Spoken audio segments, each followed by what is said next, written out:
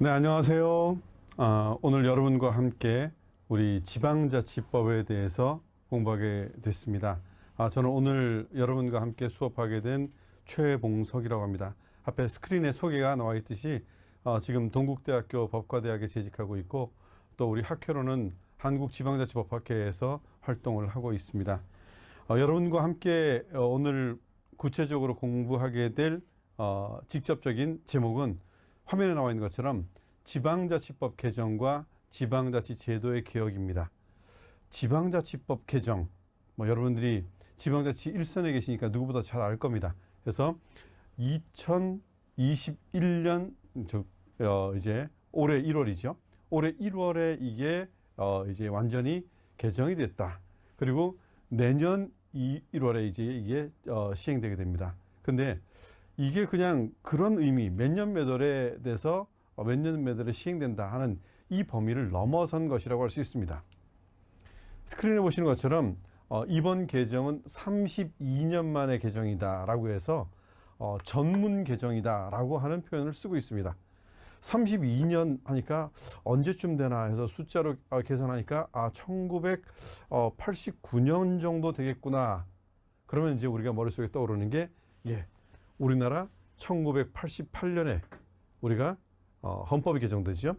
그 헌법 개정에 따라서 지방자치 제도가 전면 부활되게 됩니다. 거기에 따라서 이제 1989년에 본격적인 이제 지방자치법의 전문 개정이 이루어지게 되고 그로부터 32년이다라고 계산하고 있습니다. 그런데 이 지방자치법 32년 만에 개정되는 이게 어떤 의미를 가지고 있는가? 사실 보면 지방자치법 개정 이전, 즉 1989년 이전에는 솔직히 말해서 우리나라는 지방자치 안 했습니다. 어떤 사람들은 했다고도 얘기해요. 근데 안 한 거지요. 왜 안 한 걸까요? 1960년에 우리 4.19와 함께 또 화려하게 지방자치가 본격화되고자 하는 기대를 가졌습니다. 그런데 62년에 이제 5.16 군사쿠데타가 나고 그로부터 헌법을 개정한 다음에 헌법의 부칙으로 조국 통일의 그날까지 지방자치 안 하겠다라고 해서 대놓고 지방자치를 중단했습니다. 그러면 그 이전에는 4.19 이전에는 그러면 우리 뭐 했던가? 했어요. 뭐 했죠? 지방선거 했습니다.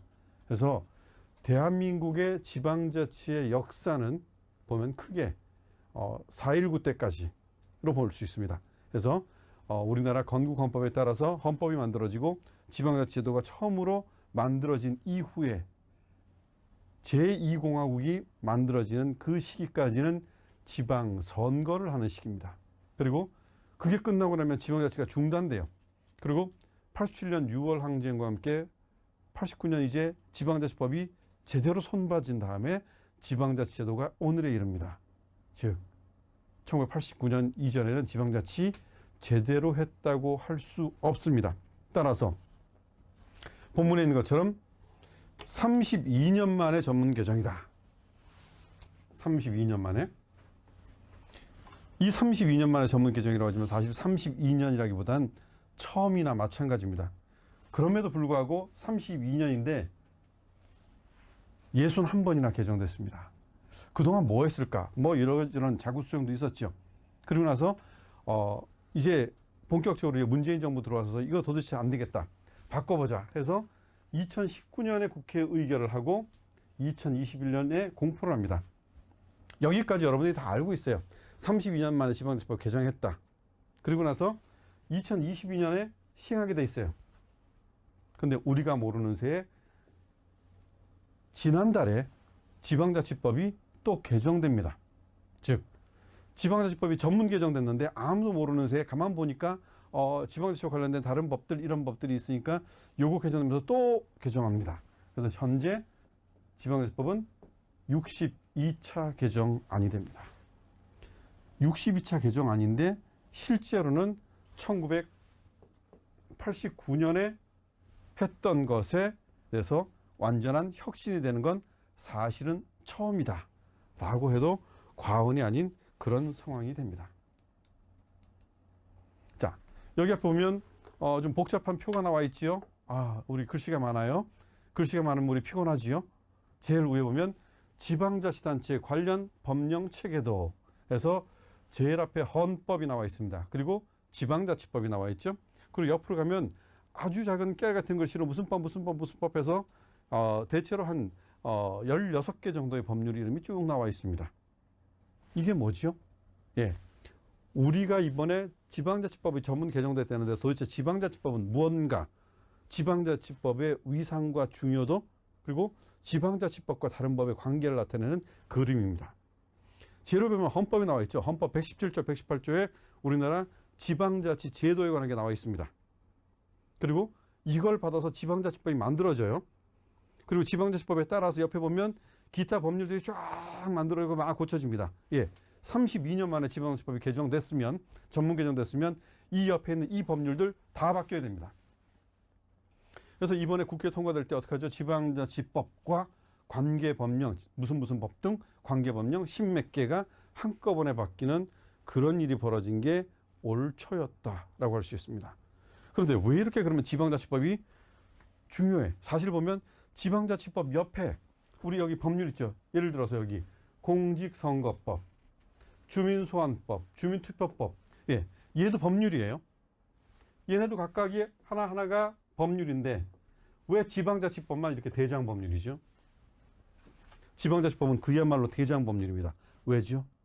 1989년에 지방자치를 처음으로 런칭할 때 헌법에 88년 헌법에 2개 조항을 집어넣었어요. 아무 내용 없습니다.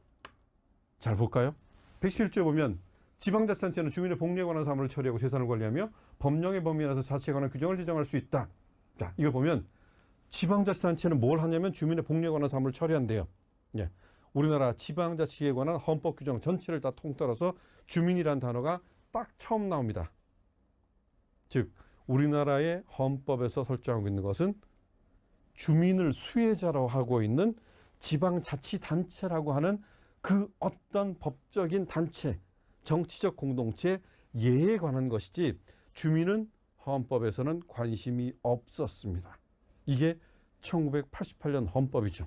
그리고 나머지는 지방자치단체는 행정한대요, 재정한대요, 또 입법한대요, 이런 내용입니다. 그리고 지방자치단체에 의회를 둔다, 최초의 헌법기관이 나옵니다.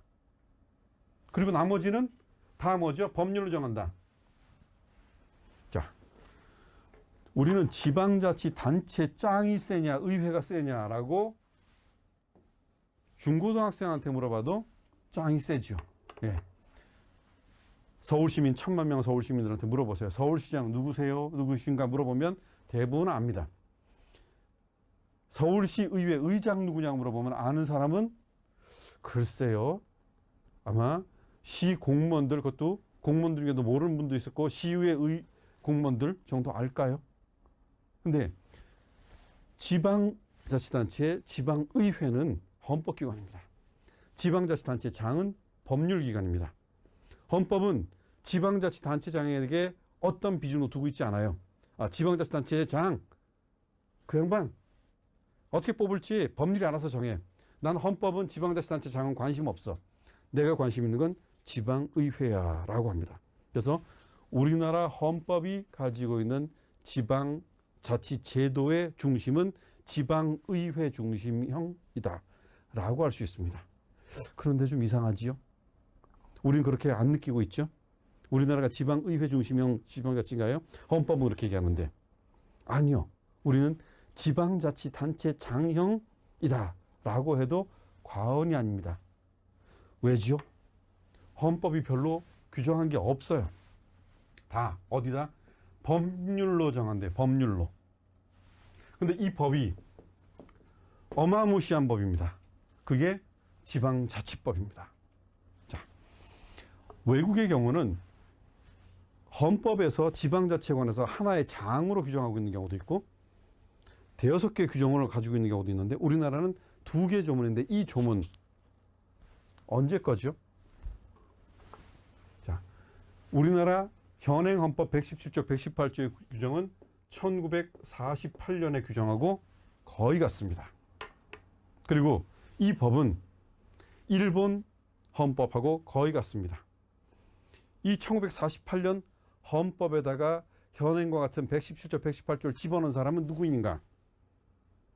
우리 인천 상륙작전 하면 떠오르는 사람 있지요? 누구죠 혹시?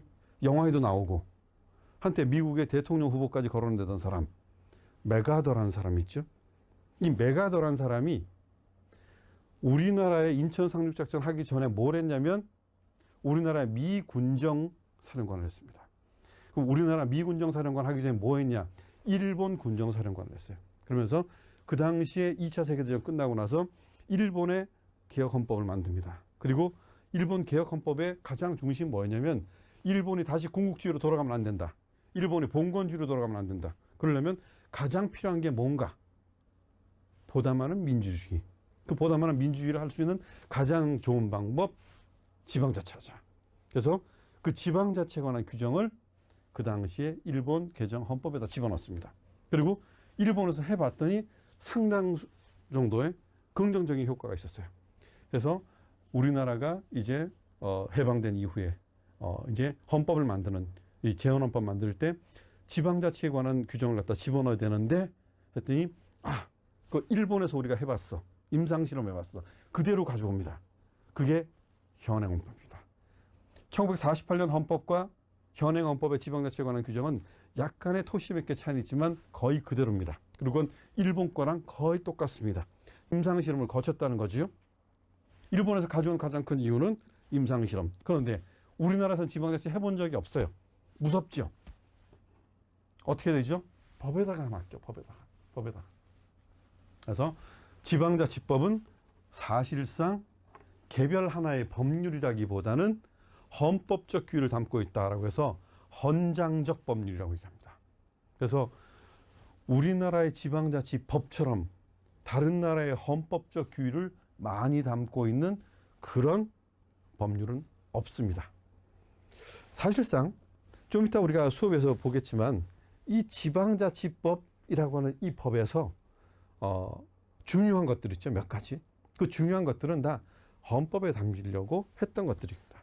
그래서 우리가 지난 초에 1월 달에 2021년 1월 달에 지방자치법 전문 개정을 했지만 이 전문 개정을 하기 전에는 뭘 했었냐면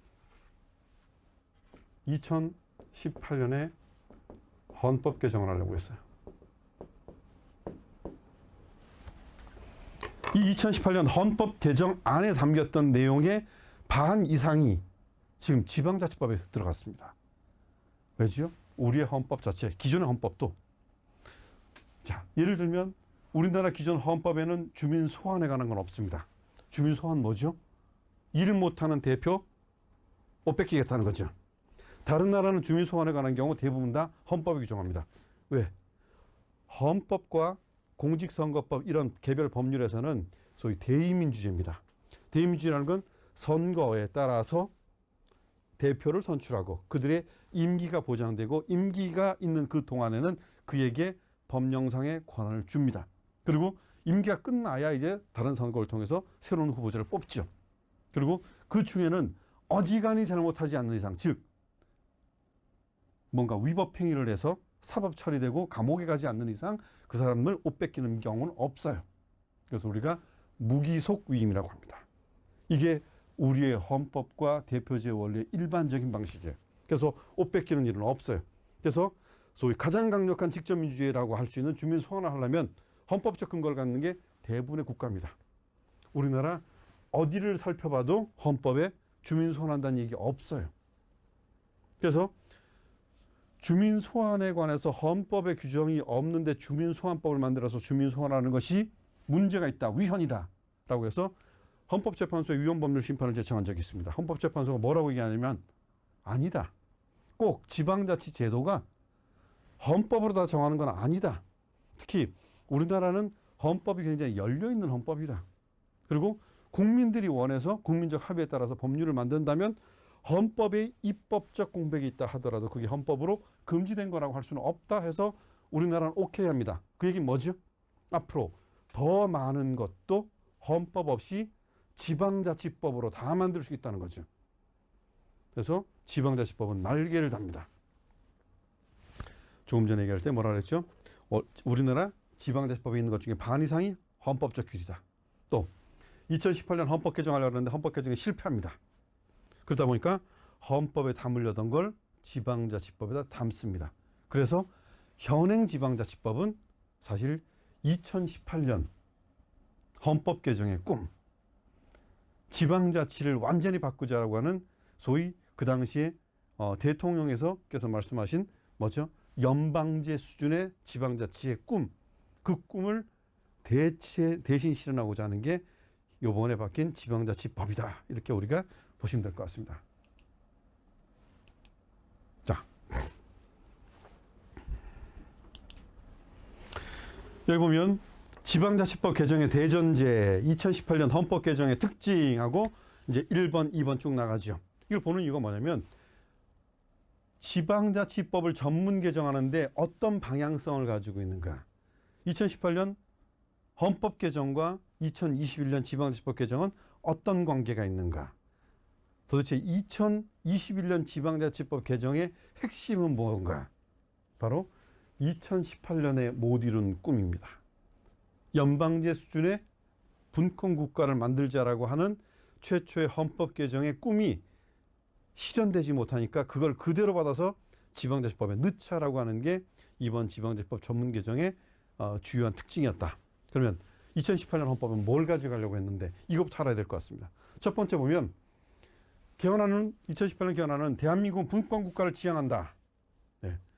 최초는 이것도 대한민국은 분권 국가이다라고 했었습니다. 그러다가 여러 가지 이제 설이 많고 또 혼동되고 하니까 분권 국가를 지향하는 것으로 해서 약간 완화한 그런 표현을 썼습니다. 자, 우리나라는 분권 국가를 정말 지향합니까? 적어도 현행 헌법까지는 우리나라는 분권한다는 얘기가 없어요. 우리나라는 대통령제 국가입니다. 여러분도 알지만 전 세계에서 대통령제 중에서 가장 강력한 대통령제 우리나라입니다. 사람들 얘기할 때 미국에도 대통령제 있잖아. 예. 미국은 대외적 관계에서는 대통령이 강하지만 국내적 관계에서는 대통령이 이렇게 강한 입장이 아닙니다. 어떻게 보면 속자들은 얘기할 때 좀 비판적으로 얘기할 때 우리나라는 국왕선출제 국가다라 할 정도의 수준의 대통령제라고 얘기합니다. 예. 권력 집중형 국가죠. 근데 분권 국가를 지향한다라고 하는 건 국가의 성격, 캐릭터를 바꾸는 겁니다. 그리고 그게 들어가는 게 어디냐면 헌법 1조 3항입니다. 헌법 1조 1항이 뭐죠? 대한민국은 민주공화국이다. 그 다음에 2항에 대한민국의 주권은 국민에게 있고 모든 권력은 국민으로부터 나온다. 이게 국민주권주의가 1조 2항입니다. 1조 3항이 대한민국은 분권국가를 지향한다 라고 하는 건 대한민국의 성격 자체를 완전히 갈아엎겠다라고 하는 그런 게 들어가 있는 거죠. 네. 그렇다면 이번에 2021년의 지방자치법 역시도 분권국가 지향을 전제로 한다. 기존에 가지고 있는 지방자치라고 하는 패러다임을 갖다가 완전히 뒤집어 엎으려고 하는 거구나 라는 걸 우리가 전제로 한번 우리가 이끌어낼 수 있죠. 두 번째입니다. 국가와 지방자치단체의 관계 설정. 여기 보면 법률안이 지방자치와 관련된 경우 국회의장은 지방정부에 이를 통보해야 하며 해당 지방정부는 그 법률안에 대해 의견을 제시할 수 있다. 아무것도 아닌 것 같아요. 솔직히 보면. 정말 아무것도 아닐까요? 국회가 법을 만들 때 지방한테 물어보라는 거예요. 여태까지는 어떻게 했죠? 지방이 뭘 하려도 국가가 막아요. 우리나라 지방자치법에 보면 지방자치단체의 사무에 관한 규정이 있습니다. 그래서 지방자치단체는 다음과 같은 사무를 처리한다 해서 쫙 해갖고 호수가 한 20개 내려와요. 그래서 지방자치는 이걸 하고 저걸 하고 저걸 하고 저걸 하는데 맨 밑에 뭐라고 써 있죠? 그러나 법률로 달리 결정하는 경우, 규정하는 경우는 법률에 따른다. 또 지방자치단체의 자치법과 법률이 충돌하는 경우는 국가법이 우선한다. 그래서 우리나라는 국가법 우선주의 원칙이 있습니다. 한마디로 지방자치단체가 뭘 만들고 지방의회가 뭘 만들어도 국회에서 해버리면 끝! 게임 끝이에요. 근데 이건 뭐죠? 이 조항은 국회가 뭐 하려고 하면 지방한테 가서 물어봐라. 즉 국가나 국회에서 뭘 하려고 그럴 때 그게 지방자치단체 자치권을 침해한다면 그건 안 되니까. 그래서 대한민국 국회를 통제하겠다. 자, 우리나라의 정치 구조를 볼 때 우리나라 권력 분립 국가라고 얘기합니다. 그래서 3권 분립하죠. 입법, 사법, 행정이 분리한다. 그래서 입법, 사법, 행정, 수평적 권력 분립 구조를 우리 헌법은 얘기한다라고 하는데 이게 아니라는 거지. 여기에 지방이 국가를 통제한다. 그래서 소위 말하는 수직적 권력 분립. 그래서 국가의 권력을 국가, 즉 중앙과 지방이 분점해서 서로 권력 분립하고 서로 견제 균형하겠다는 얘기입니다. 더 이상 3권 분립 국가가 아니라 4권 분립 국가다라고 하는 점도 바닥에 깔고 있습니다. 그러면 국가가 법령을 만들 때 지방자치단체가 여기에서 의견을 얘기할 수 있다. 또 지방이 여기에 대해서 노 할 수 있다. 만약에 노 하면 국가는 자신의 의사를 수정할 수 있다라고 하는 게 여기 전제에 깔려 있습니다. 이를 위해서 서로 협의하기 위해서 뭐 자치분권에 해준다 이렇게 되는데 이 규정은 대단히 중요합니다. 이걸 사실은 지방자치법 개정안에 넣으려고 했어요. 넣었더니 난리가 났습니다. 국회에서 국회의원들이. 야, 니들이 뭔데 국가에서 법을 만드는데 지방이 뭐라고 해. 그래서 안 되겠다 했다 해서 초안에다 넣었다가 싹 뺐어요. 그렇다고 해서 이걸 다 버릴 수는 없죠. 자, 얘를 갖다가 지방자치법 시행령에다 넣어뒀습니다. 그래서 국가가 이제 의회가 뭐라 그러면 안 되니까. 근데 의회를 통제하는 가장 좋은 방법이 뭐죠? 의회가 의원 입법으로 아무리 법을 만들어도 여기에 예산이 붙지 않으면 그거는 의미가 없어지죠. 또 아무리 법을 만들어도 시행령, 시행규칙은 누가 만들죠? 행정입법으로 만듭니다. 그래서 모든 국가의 행정입법, 즉 대통령령, 뭐 부령 이런 거 있죠. 그래서 이런 국가의 모든 법령과 예산과 관련해서 어떤 결정을 할 때는 지방자치단체 의견을 들어라. 그래서 지방 4대 협의체와 전문가의 의견을 들어라 라고 하는 자치분권 사전협의제라고 하는 게 지방자치법 시행령에 살짝 들어갑니다. 아무도 모르게. 국회의원들은 법령에 대해서, 법률에 대해서 직접 소환 안 되니까 네, 그럴지 몰라요. 근데 그 법률이 시행령을 타고 예산을 받아서 집행되려면 이 구조로 들어가게 돼 있습니다.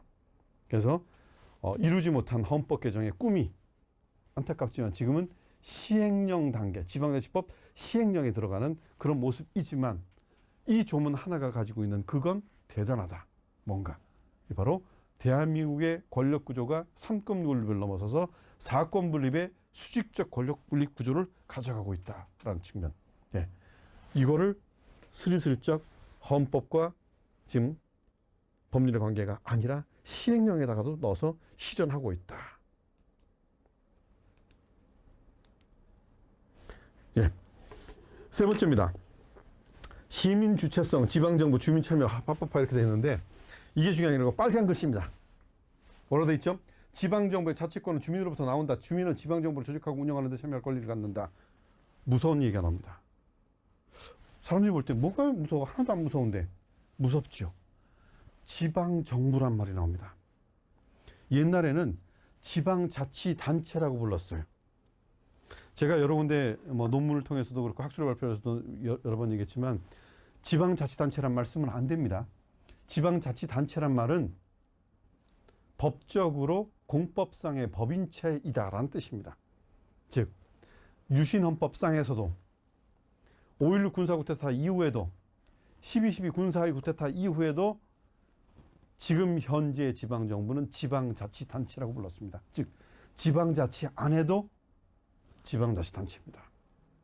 그러면 지방자치 할 때와 지방자치 안 할 때의 관계는 지방자치 할 때는 지방정부이고 지방자치 안 할 때는 지방자치단체여야 되죠. 왜? 지방자치단체는 정치적 공동체가 아닙니다. 주민의 자치권, 지방의 자치권이 실현된다 아니가 아닙니다. 그냥 공법상의 법인체란 뜻이죠. 근데 현행헌법, 현재 있는 헌법까지는 지방자치단체라고 얘기했죠. 지방정부라고 얘기하지 않았어요. 그리고 나서 이거 지방정부라고 해야 돼. 나는 다 지방정부라고 해. 그러면 뭐라 그러죠? 우리나라는 연방제 국가가 아니라서 지방정부란 말 함부로 쓰면 안 돼. 지방정부란 말을 쓰려면 입법, 사법, 행정이 다 넘어가야 돼? 아니지요. 찰모로 그런 소리를 했어요. 제가 2012년에 이제 연구 목적으로 미국 버클리 대학에 1년 있었습니다. 그때 이제 우리 꼬마가 초등학교를 다니고 있는데 애가 사회시험을 봤는데 틀려서 왔어요. 초등학교 4학년 사회시험입니다. 다음 중 뭐라고 객관식인데 뭐라고 되냐면 로컬 거버먼트가 아닌 것은 지방정부가 아닌 거예요. 그래서 우리가 보면 거기 뭐 시티도 있고 뭐 거기에 뭐 스테이트도 있고 거기에 뭐 카운티도 있고 뭐 이런 몇 가지가 있었어요. 그래서 나름 평소에 그걸 해서 우리의 시랑 우리의 군이랑 우리의 도랑 비슷한 게 뭐 있지? 다 찍어서 가져갔어요. 그 다음날 애가 답안지를 갖고 와서 아빠한테 아빠 교수라며 아빠가 쓴 거 틀렸잖아. 왜 틀렸을까? 그래서 초등학교 4학년 미국 교재를 갖고 펴서 봤어요. 로컬 거버먼트라는 건 주민의 대표성, 정치적 대표성과 정치적 정당성이 확보된 권력이면 얘는 거버먼트다. 네. 우리는 지금 기초지방자치단체라는 말, 광역지방자치단체라고 말을 쓰고 있는 시도, 특광역시 그리고 시군구 전부 다 선거를 통해서 우리의 대표를 선출합니다. 지방자치단체 장과 지방의 의원. 예. 여기에 주민의 정치적 의사가 담기죠. 또 정당성이 확보되어 있죠. 예. 정부입니다. 그래서 지방 정부라고 써야 되는데 여태까지 우리의 경우는 주로 저 같은 법학자들과 저 같은 사람들이 있는 법원과 또 국가기관들이 지방자치단체지 법적으로는 지방정부 아니야. 지방정부는 정치학자나 행정학자나 정치가들이 떠드는 얘기고 법적으로는 그거 아니야 라고 해왔습니다. 근데 여러분 아시죠? 지금 대통령, 문재인 현 대통령 법률가지요. 그렇죠? 그리고 법률가들이 모여서 헌법 개정안을 만들고 헌법 개정안에 관해서 법적 검토를 합니다. 그러면서도 다 해서 튀어나온 게 뭐죠? 지방정부의 자치권은 주민으로부터 나온다. 자, 아까 앞으로 한번 우리가 슬쩍 가보면 이런 말이 있습니다. 지방자치단체는 주민의 복리에 관한 사무를 처리하고 재산을 관리하면 법령에 따라서 한다. 지방자치단체는 뭐 한대요? 그리고 뒤에 나오는 게 뭐죠? 자치권입니다. 그래서 사무를 처리하고 하는 집행국권, 재산을 관리한다. 재정국권, 그리고 법령에 보면서 제정을 한다. 이건 자치입법권. 지방자치단체의 자치권입니다. 근데 바뀐 헌법에 뭐라고 써있죠? 지방정부의 자치권은 주민으로부터 나온다. 자치권의 주인은 누구이다? 주민입니다. 주민자치국가가 되는 거죠. 그래서 대한민국은 단체자치국가가 아니라 이제 주민자치국가입니다라고 얘기합니다. 그리고 지방자치단체가 아니라 이젠 지방정부입니다. 즉 지방정부라는 얘기는 지방자치단체가 공법상의 법인체 넘어서서 하나의 정치적 공동체로 정치적 정당성과 대표성을 가지고 있다더라라는 얘기입니다. 이걸 인정하고 있다는 거죠. 또 주민은 지방정부를 조직하고 운영한다라고 했죠. 주민이 한대요. 예전에는 뭐라 하죠? 법률이 한다고 그래 있죠. 자, 앞으로 한번 다시 가볼까요? 지방의회 조직 블라블라, 지방자치단체 블라블라. 뭐로? 법률이 정한대요. 주민이 정하는 게 아닙니다. 법률이 정하는 거죠. 그래서 나라가 시키는 대로 한다. 역시 국가의 후견적인 결정에 따라서 니넨 따라서 하면 돼 라고 하는 거였어요. 근데 이제는 뭐죠? 주민이 다 한대요. 그래서 지금 현재 지방자치법이 만들어지기 전에 바로 그 이념을 얘기했던 2018년 헌법 개정안에서는 주민자치를 얘기하고 주민에 의한 주권, 주민주권이라고 하는 것을 최초로 전면화시키도록 하려고 하고 있었습니다. 또 4번에 보면 사무를 갖다 누가 어떻게 하는가 했을 때 국가와 지방정부 간, 지방정부 상호 간의 사무의 배분은 주민에게 가까운 정부가 우선한다는 원칙, 다른 말로 이걸 갖다가 뭐라고 얘기하는가? 보충성의 원칙이라고 합니다. 자, 국가와 지자체, 지자체 상호 간에 이게 어떤 사무나 권한이 있습니다. 이게 누구 거야? 라고 할 때는 주민에 가까운 애가 우선이야 라는 얘기.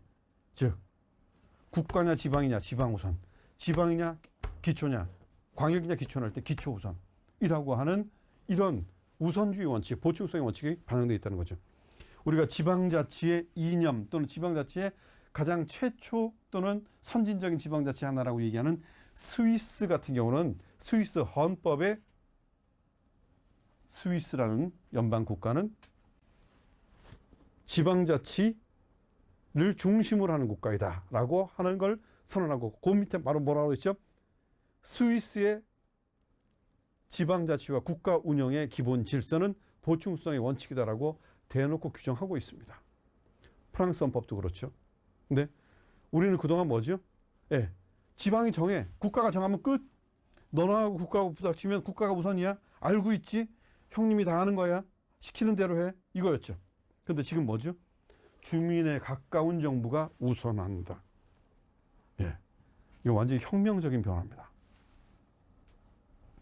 그다음에 지방조직의 자율성이라고 하는 거죠. 지방의회.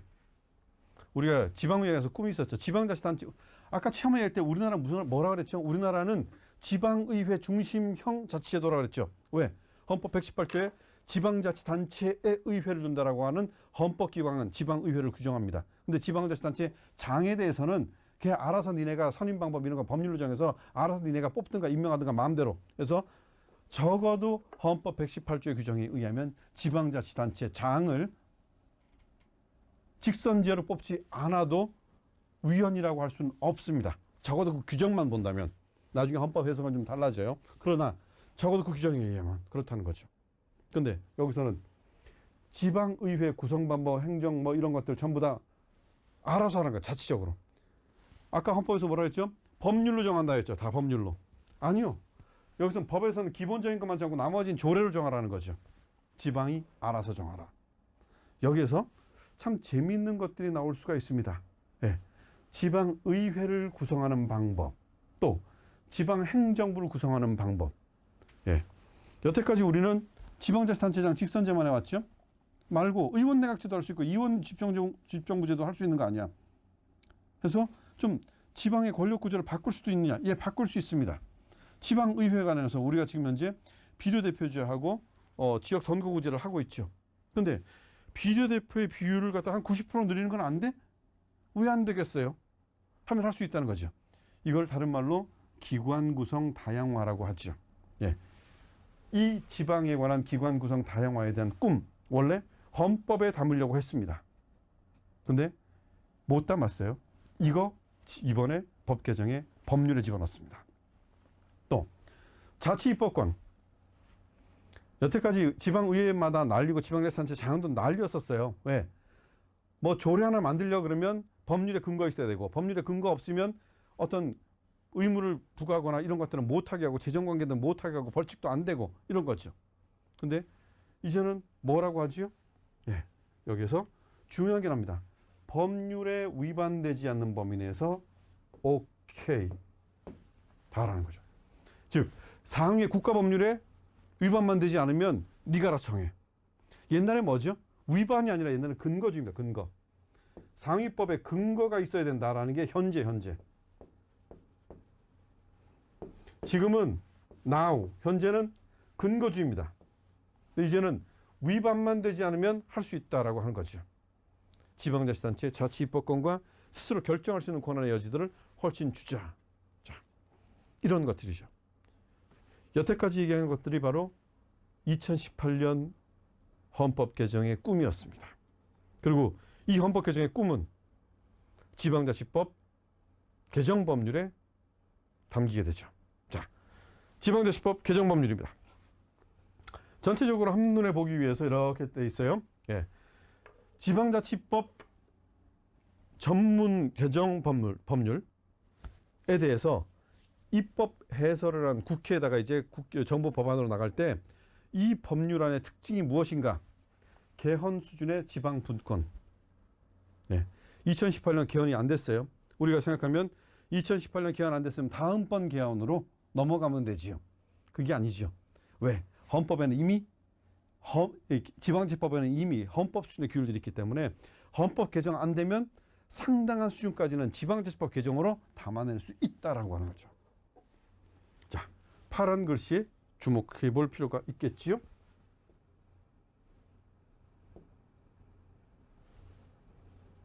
이게 잘 안 되네요. 여기서 자, 이것 때문에 이렇게 했습니다. 여기 기관 구성 다양화.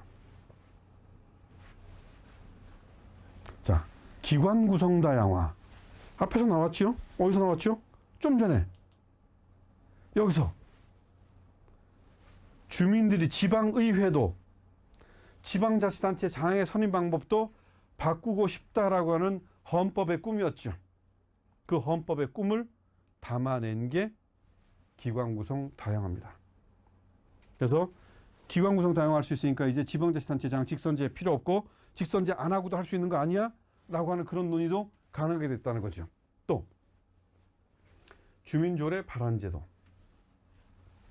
앞에서 우리가 법을 만들 때, 특히 조례를 만들 때 어떻게 조례를 만들려고 그랬죠? 근거주의였습니다. 그러다가 헌법에서는 위반되지 않는 범위에서 만들 수 있다고 얘기했어요. 근데 이거 누가 만들죠?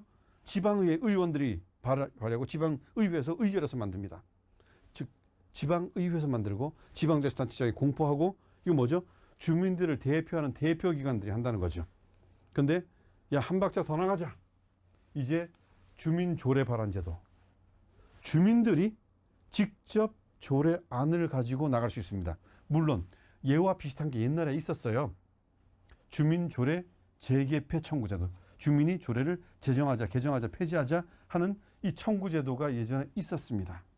그런데 그걸 하려면 주민들이 연설 받아가지고 몇 명이 해가지고 조례해가지고 지방에 갖다 주면 지방회가 알았어 하고 그냥 무시하면 끝. 또 아니면 그 비스무리한 걸 갖다가 가지고 이제 만들어서 우리가 너희 뜻 다 잡아서 우리가 숙고해서 했어. 끝. 근데 이제 뭐죠? 주민이 조례안을 만들어서 이걸 가지고 내밉니다. 이거 심의 의결해. 물론 심의 의결하는 과정에서 부분 수정도 가능하겠죠. 예. 하지만 주민이 직접 그 안을 손에 들고 나갈 수 있다라고 하는 거. 즉 입법권의 대체입니다. 주민 소환만큼이나 강력한 주민 참여입니다. 입법권을 아예 대체하는 입법권의 대체가 나타난다라고 하는 점에서 특이하구나라고 하는 거죠. 여기 보면 주민 참여 청구 연령 완화라고 하는 게 있습니다. 우리나라가 어른이 몇 살이죠? 성인이 20세였다가 19세로 낮아졌죠. 지방자치법에서는 18세로 낮췄습니다. 지방자치법에서 성년은 18세예요.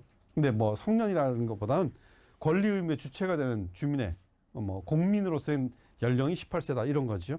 자, 더 젊은 연령에 어떻게 보면 18세는 고3입니다. 만 18세니까 고등학생이 자신의 의견을 담아서 지방 선거에 반영할 수 있다. 또 그들이 주민 참여의 주인공이 될 수 있다라고 하는 측면에서 어떻게 보면 우리나라에서 헌법과 법률이 해보지 않은 새로운 성년에 관한 시험, 새로운 젊은 세대의 의사의 정치적인 반영에 관한 시험을 할 수 있게 되었다라고 하는 것. 이런 점에서 차이가 있구나라고 할 수 있죠. 네, 좀 색깔을 바꾸려고 하니까 조금 시간이 걸리네요. 전자칠판이라서 그러니까 양해를 해주세요. 그대로 빨간색으로 가야 될 것 같습니다. 죄송합니다. 자, 그 다음에 보면 아까 말한 지방의회 인사권 독립에 관한 부분들, 또 지방의회 자율적인 운영에 관한 거 또 하나 있어요. 지방의회 정책 전문 인력. 이게 소위 말하는 유급보좌관제입니다. 이제 지방의회에다가 유급보좌관 둘 수 있는 법적 근거를 만들었다라는 측면. 이건 뒤에 가서 다시 얘기하겠습니다. 아까 얘기한 자치분권 사전 협의제지요. 시행령에 담았지만 원래 헌법적 규율의 내용이었더라. 예. 헌법에 들어갔던 내용들을 막 끌어들어갖고 법에다 막 집어넣고, 심지어는 법에 들어갑니까 국회 심의 의결할 때 문제될 것 같으니까 시행령에다 넣어가지고 해결해버리고 합니다. 또 자치단체 정보공개 체계화 제도와, 이게 뭐냐면 주민조례 발안 제도를 하려면 주민이 지방자치단체의 정보들을 알아야 되고, 지방의회 정보를 알아야 되고, 상임위원회가 뭐 하는지 알아야 되고, 지방에 관련된 여러 가지 정보 소스를 알아야 되죠. 다 공개하라는 겁니다. 지방공개제도. 누구를 위해서? 주민을 위해서입니다. 그래서 주민주권의 구현이다 라고 얘기를 하죠. 그래서 이 주민주권과 관련된 부분들이 됐더라. 그리고 자치권이 확대되었더라. 얘기하죠. 자, 또 하나 재밌는 게 특례시와 특별지방자치단체 같은 것들도 만들어지고 있더라. 여기 가서는 우리가 조금 더 후에 얘기를 하도록 하겠습니다. 자, 그러면 여기에 관한 구체적인 내용이 어떤 건지 개별적으로 한번 살펴보도록 하겠습니다. 첫 번째입니다. 아까 도표에 그린 것 중에 제일 꼭대기, 즉 여기에서 요 1번 부분에 관해서 좀 확대 편성한 내용이죠. 그래서 주민주권의 강화에 대해서 첫 번째, 주민자치 원리 강화했습니다. 우리 헌법의 꿈이 뭐라 그랬죠? 연방제 수준의 분권 국가를 지향한다. 근데 연방제 수준의 분권 국가 하는 이유가 뭐지요? 보다 많은 민주주의입니다. 그래서 원래는 이것도 목적 규정이 주민 참여가 아니라 주민자치라고 쓰려고 그랬어요. 근데 이게 법 개정 과정에서 국회에서 티격태격 하다가 좀 완화하자 해서 주민자치를 이념으로 하려다가 이제 주민 참여를 이념으로 하는 걸로 한 박자 물러서는 그런 관계에 있었습니다. 이 주민 참여 또는 주민자치를 이념으로 한다라고 하는 이 개념은 어떻게 보면 우리가 현행헌법 117조, 118조 가지고 있는 단체자치라고 하는 걸 완전히 바꾼다라고 하는 그런 의미도 가지고 있죠. 그 다음에 주민 참여권을 강화한다. 또 주민 발언제를 도입한다. 주민 조례 재개폐 청구제를 도입한다. 주민감사 청구를 도입한다 하는 건 이전부터 있었는데 그걸 굉장히 완화했다라고 하는 거죠. 또 주민들이 직접 조례를 만들 수 있는 주민조례 발안, 그리고 여기에 관해서 주민조례 발안에 관한 법률까지 규정하고 있다는 거죠. 그래서 이런 새 법이 지방집법 개정을 통해서 만들어지고 있고 지금 요거 만들려고 입법하고 있는 그런 과정입니다. 총안은 만들어져 있는 상태죠. 그리고 나서 주민참여권 강화하는데 예전에는 개별 주민참여 제도마다 이 주민참여가 할 수 있는 대상은 무엇이다라고 써져 있어요. 근데 이제는 주민생활의 전 영역으로 주민참여를 확대했습니다. 자, 그래서 주민참여, 주민자치, 그래서 아예 헌법이 추구하고 있는 주민자치형으로 우리나라 지방자치 제도의 성격 자체를 다르게 하겠다라고 하는 것, 그리고 주민자치의 전면화, 그리고 이제 입법 기능의 대체,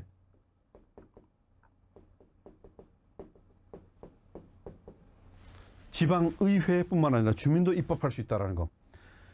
다만 좀 아쉬운 거는 주민조례 재개폐 청구제도라든지 주민감사 청구제도에서 실제 청구 정도수를 굉장히 완화하긴 했습니다만 아직도 높아요. 특히 주민감사 청구 같은 경우는 예를 들면 시군구 200명에서 지금 150명으로 낮췄다. 시도 500에서 300으로 낮췄다. 오, 상당히 줄였네. 근데 이게 뭐죠? 이거 하려면 300명 서명 받아야 돼요. 근데 보통 주민감사 청구를 하는 그 주체가 누군가를 보면 지역의 시민단체나 또는 지역에 있는 주민연합회 주민단체 또는 관련된 전문가들입니다. 예를 들면 일본 같은 경우는 뭐 이건 지역에 따라 좀 다르지만 2명, 3명 이래요. 왜? 전문가 2~3명이 모여서 우리가 볼 때 문제가 있다 그러면 주민감사 청구할 수 있어야 되거든요. 근데 우리는 서명 받으러 다니라고 못합니다. 심지어 전자서명제 도입한다고 그랬는데 아직 못했어요. 그러면 또 주민등록번호 쓰면 개인정보 침해되네 마네 이런 문제부터 시작해가지고 야, 시군구에서 150명 서명 받으려면 상당히 다녀야 돼요. 이게 더 힘들다는 거죠. 꼭 주민감사 청구하는데 이 정도 인력이 필요한가? 라고 하는 거. 우리가 이건 제고가 필요해요. 그래서 이 법이 개정법률이 나오자마자 바로 또 재개정해야 된다라고 하는 요구가 있었던 것이 바로 주민조례 재개폐 청구제하고 주민감사 청구제도입니다. 다만 주민조례 재개폐 청구제도는 이제는 예전에는 개정해 주세요, 제정해 주세요, 폐지해 주세요. 근데 이제 직접 할 수 있지 않냐? 그러니까 이게 큰 의미가 없다라고 하는 겁니다. 또 주민감사 청구 같은 경우도 예전에 주민감사 청구하고 나서 뒤에 뭘 했냐면 주민소송을 했습니다. 주민소송을 하기 위한 전심 절차였었어요. 근데 이제 주민소송이 대법원 판례를 통해서 확대됩니다. 그래서 꼭 주민감사 청구 이렇게 빡빡하게 안 해도 되는 거 아니야? 라고 하는 그런 논의가 있었다는 점은 또 배경으로 할 수 있을 것 같습니다. 자, 이 중에서 한 꼭지 더 들어가 볼까요? 자, 아까 1번이었는데 두 번째, 아까 그랬죠? 주민감사 청구, 주민소송 이런 것들이 있다 그랬죠? 18세로 완화됐습니다. 아까 우리가 20세에서 19세에서 18세로 내려왔다 그러죠. 고등학교 3학년도 지방자치의 주인입니다. 선거권을 가지고 있어요. 18세 고등학교 3학년. 우리 알죠? 지난번 선거할 때 고3들 가서 날짜 계산해서 생일 몇 월 며칠 뭐 이전 출생자는 가서 투표권이 있으니까 투표하세요. 그래서 하는 거 있죠. 예. 우리 딸도 투표했습니다. 이제 고등학생도 와서 물을 수 있죠. 엄마 아빠한테. 이번에 선거해야 되는데 아빠 이 사람은 어떤 사람이야? 이 사람은 뭐야? 그리고 집에 선거 책자가 옵니다. 고등학생을 위해서 20대를 위해서 이들이 하려고 하는 정책은 무엇인가? 그들에 대한 정치 교육의 장이죠. 학교에서 생활과 윤리 무슨 또 뭐죠 정치와 법 시간에 뭐라고 얘기하는 것보다 몸으로 부딪히는 정치의 현장 교육이 되는 거죠. 주민투표제도, 주민소환제도 개선한다고 합니다. 안타깝습니다. 개선 일부는 했어요. 청구 요건을 좀 완화했습니다. 그래서 뭐 주요 일정상 모두 포함되도록 했다 해서 대상을 넓혔어요. 그리고 실시구역에도 뭐 이렇게 지방자치단체 전체 단위로 했는데 일부에 대해서만 할 수 있고 이런 것도 했습니다. 근데 가장 중요한 게 요 개표 요건 3분의 1입니다. 주민투표제하고 주민소환제는 전부 다 뭐냐면 주민들의 결정, 즉 선거와 투표의 방법으로 어떤 걸 결정하든가 지자체장 등 지방 대표를 갖다가 옷 뺏기거나 이런 겁니다. 이거를 할 때 이들 두 개 특징은 얘가 전부 다 직접민주제입니다.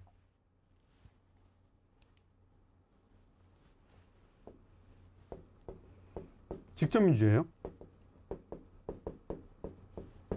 직접민주제라는 건 원래 우리 헌법과 법률이 가지고 있는 대의민주제 유제에 대한 변경입니다. 이 변경의 기준선이 3분의 1이다.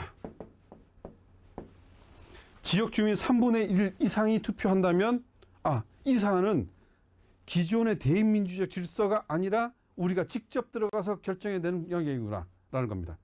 그래서 3분의 1 이하가 투표했다라고 한다면 이거는 우리가 직접 하지 않아도 되는 거니까 그래서 3분의 1 이하가 투표하면 현재 제도는 투표하면 안 땁니다. 왜 안 따지요? 3분의 1 이하가 투표했다는 얘기는 대의민주제대로 하라는 거죠. 기존의 지방의회가 결정하고 지방자치단체장이 결정하고 그들이 논의해서 결정하면 되는 기존의 대의민주적 질서 속에서 해결하면 된다가 3분의 1입니다. 그래서 투표자가 3분의 1을 넘어가면 이제 대의민주제의 기존의 틀을 넘어서서 직접민주제가 나서야 될 부분이구나 라고 하는 거죠. 그래서 이게 3분의 1 기준선이죠. 이번에 그 3분의 1 기준선을 폐지하자 했습니다. 즉 3분의 1이 주민들이 투표하지 않아도 일단 투표하면 까겠다는 거죠. 여기 대해서는 반론이 굉장히 많았어요.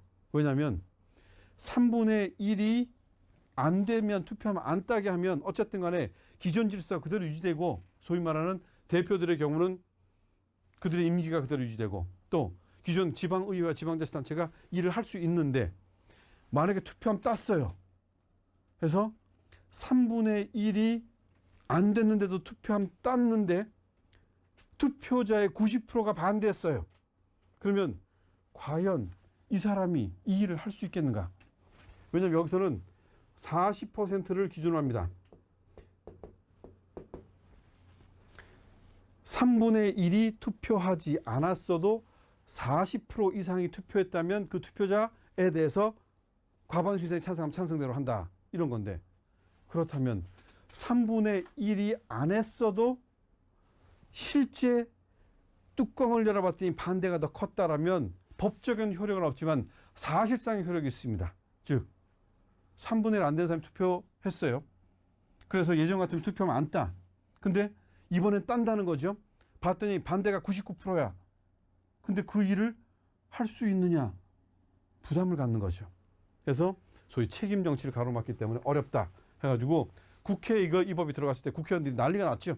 또 지방의원들, 지방자치단체장이 다 찾아가지고 국회의원 다 찾아가서 형님 이거 이렇게 하면 안 됩니다. 안 됩니다. 그래갖고 원래 주민투표법, 주민소환법 개정안까지 다 만들어졌다 지금 유보된 상태입니다. 물론 시간을 가지고 또 이거 통과시킬 수도 있어요. 네. 그러나 그렇지 않을 수도 있다라고 하는 게 한계점이다 이렇게 볼 수 있습니다. 자, 네, 좀 쉬셨습니까? 제가 여러분과 만나는 자리가 처음이다 보니까 여러분에게 10분의 시간을 드려야 되는 휴식 시간을 드려야 되는 걸 깜빡하고 제가 제 스스로가 또 이렇게 쉬지 못하고 일을 해서 죄송합니다. 원래 항상 어떤 일을 할 때 여유롭게 하는 일이 굉장히 중요하죠. 그래서 저도 학생들한테 그런 얘기를 합니다. 민주주의는 천천히 가는 거고 시끄러운 거다. 그래서 뭐 예를 들면 예전에 개그맨 전유성이 씨가 떠들어도 되는 어린이 음악회를 한 적이 있어요. 세종문화회관에서 1,000원 받고.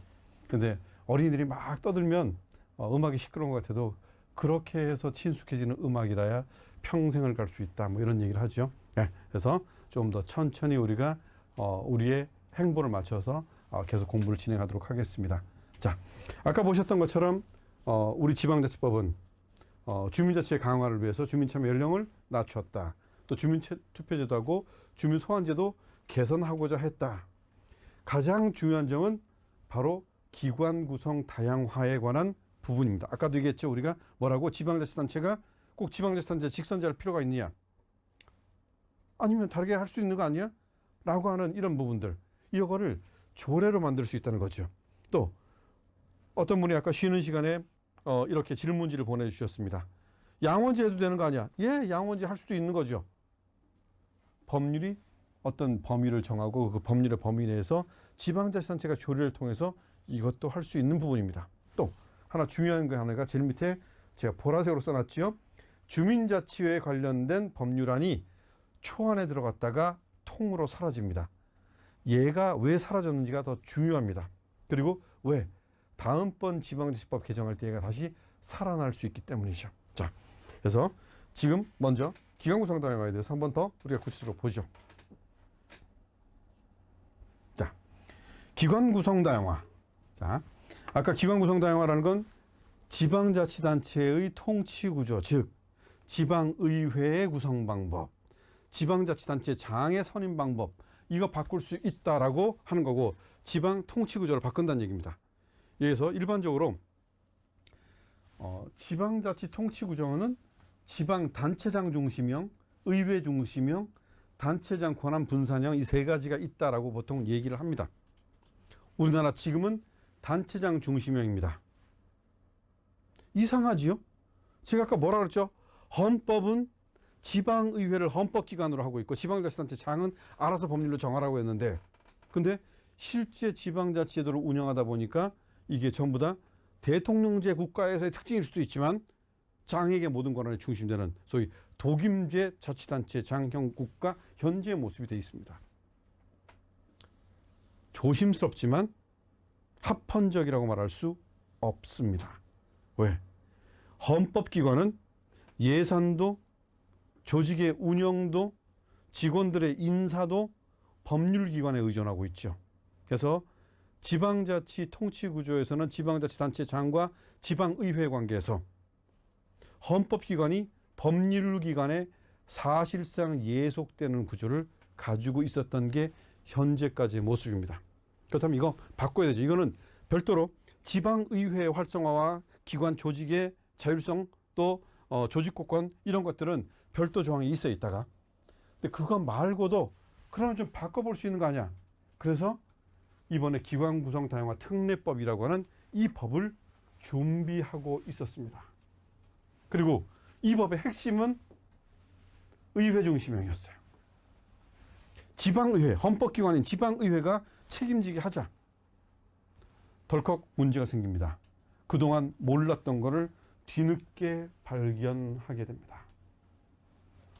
이거는 사실상 지방자치 관련된 여러 학회 중에서 몇 군데 학회에서 학술대회를 하는데 그 학술대회에서 전국 시도지사 협의회 측에서 이제 연구 결과를 발표할 때 전면화됐던 부분인데 그동안은 조용했던 건데 헌법재판소 결정문을 찾다 보니까 거기 뭐라고 되냐면 지방자치단체 주민이 지방자치단체 장을 직선제로 뽑는 것은 이미 국민의 정치적 기본권에 해당한다. 따라서 이를 변경하면 안 된다. 라고 하고 있습니다. 어이쿠, 큰일 났죠. 지방자치단체장 직선제만 바꿔보려고 그랬는데 헌법재판소의 결정이 이거 국민의 정치적 기본권이고 선거권이기 때문에 이거 손 못 댄다 해서 지방자치단체장 직선제는 헌법에 규정은 없지만 헌법재판소의 해석상 헌법의 기본권화 돼버렸습니다. 못 건드려요. 다만 이거는 그 당시입니다. 헌법재판소의 결정이라고 하는 건 그 당시에 어떤 결정이고 그 결정은 영구 불변한 게 아니라 바꿀 수 있어요. 우리 경우 뭐죠? 우리 양심적 병역 거부에 관한 부분들이라든지 이런 것들 있죠. 또 뭐죠? 어떤 여성의 사회적 권한에 관한 부분들 뭐 이런 것들 전부 다 헌법재판소가 예전에 있던 것을 변경한 여러 가지 예를 우리가 발견할 수 있습니다. 그렇다면 이번에 지방자치법 전문이 개정됐다. 여기다 국민적 합의가 있었다. 또 헌법 개정안에 관한 공분이 있었다라고 하는 이런 여러 가지의 사회적 변경을 봤을 때 기관 구성 다양화도 해볼 수 있지 않느냐? 이것도 합헌적인 게 아니냐라고 하는 새로운 해석이 가능하긴 하지만 어쨌든 현재 헌법재판소의 입장은 지방자치단체장 직선제로 뽑아라 라고 하는 부분이 있다는 거죠. 그러다 보니까 기관 구성 다양화 특례법안을 만들었다가 다시 이 법을 갖다가 위축시켜갖고 새로운 법안을 준비하려고 지금 하고 이렇게 돌아가고 있습니다. 그래서 등장하는 게 단체장 권한 분산형.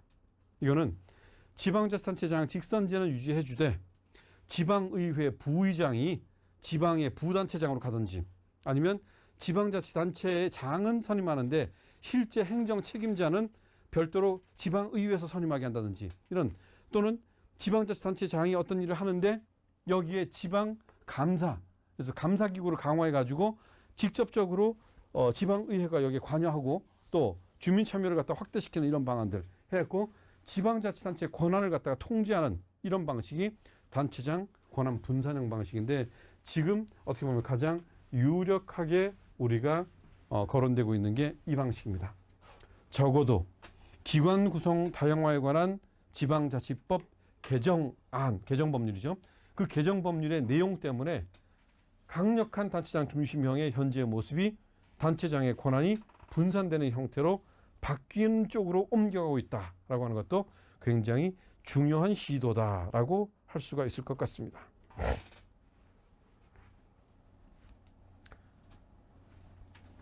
다음으로 볼 수 있는 게 이제 주민자치에 관한 부분입니다. 아까 앞에서도 얘기했지만 아까 제가 뭐라고 했냐면 저 보라색으로 써놨는데 중요해요. 주민자치회. 자, 이 주민자치에 관한 것은 기존의 지방자치법에는 없었습니다. 근데 이 지방자치법하고 비슷한 법 중에서 지방분권법이라는 게 있어요. 지방분권법에 보면 주민자치회라고 하는 것을 갖다가 둘 수 있고 이걸 하기 위해서 시범사업을 실시한다라고 합니다. 그래서 전국의 주민자치회를 약 300개가 300개인가? 3,000개가 그렇죠? 하여튼 많은 주민자치회가 시범 실시 이미 시범 실시 중입니다. 뭐에 따라서? 지방분권 특별법에서.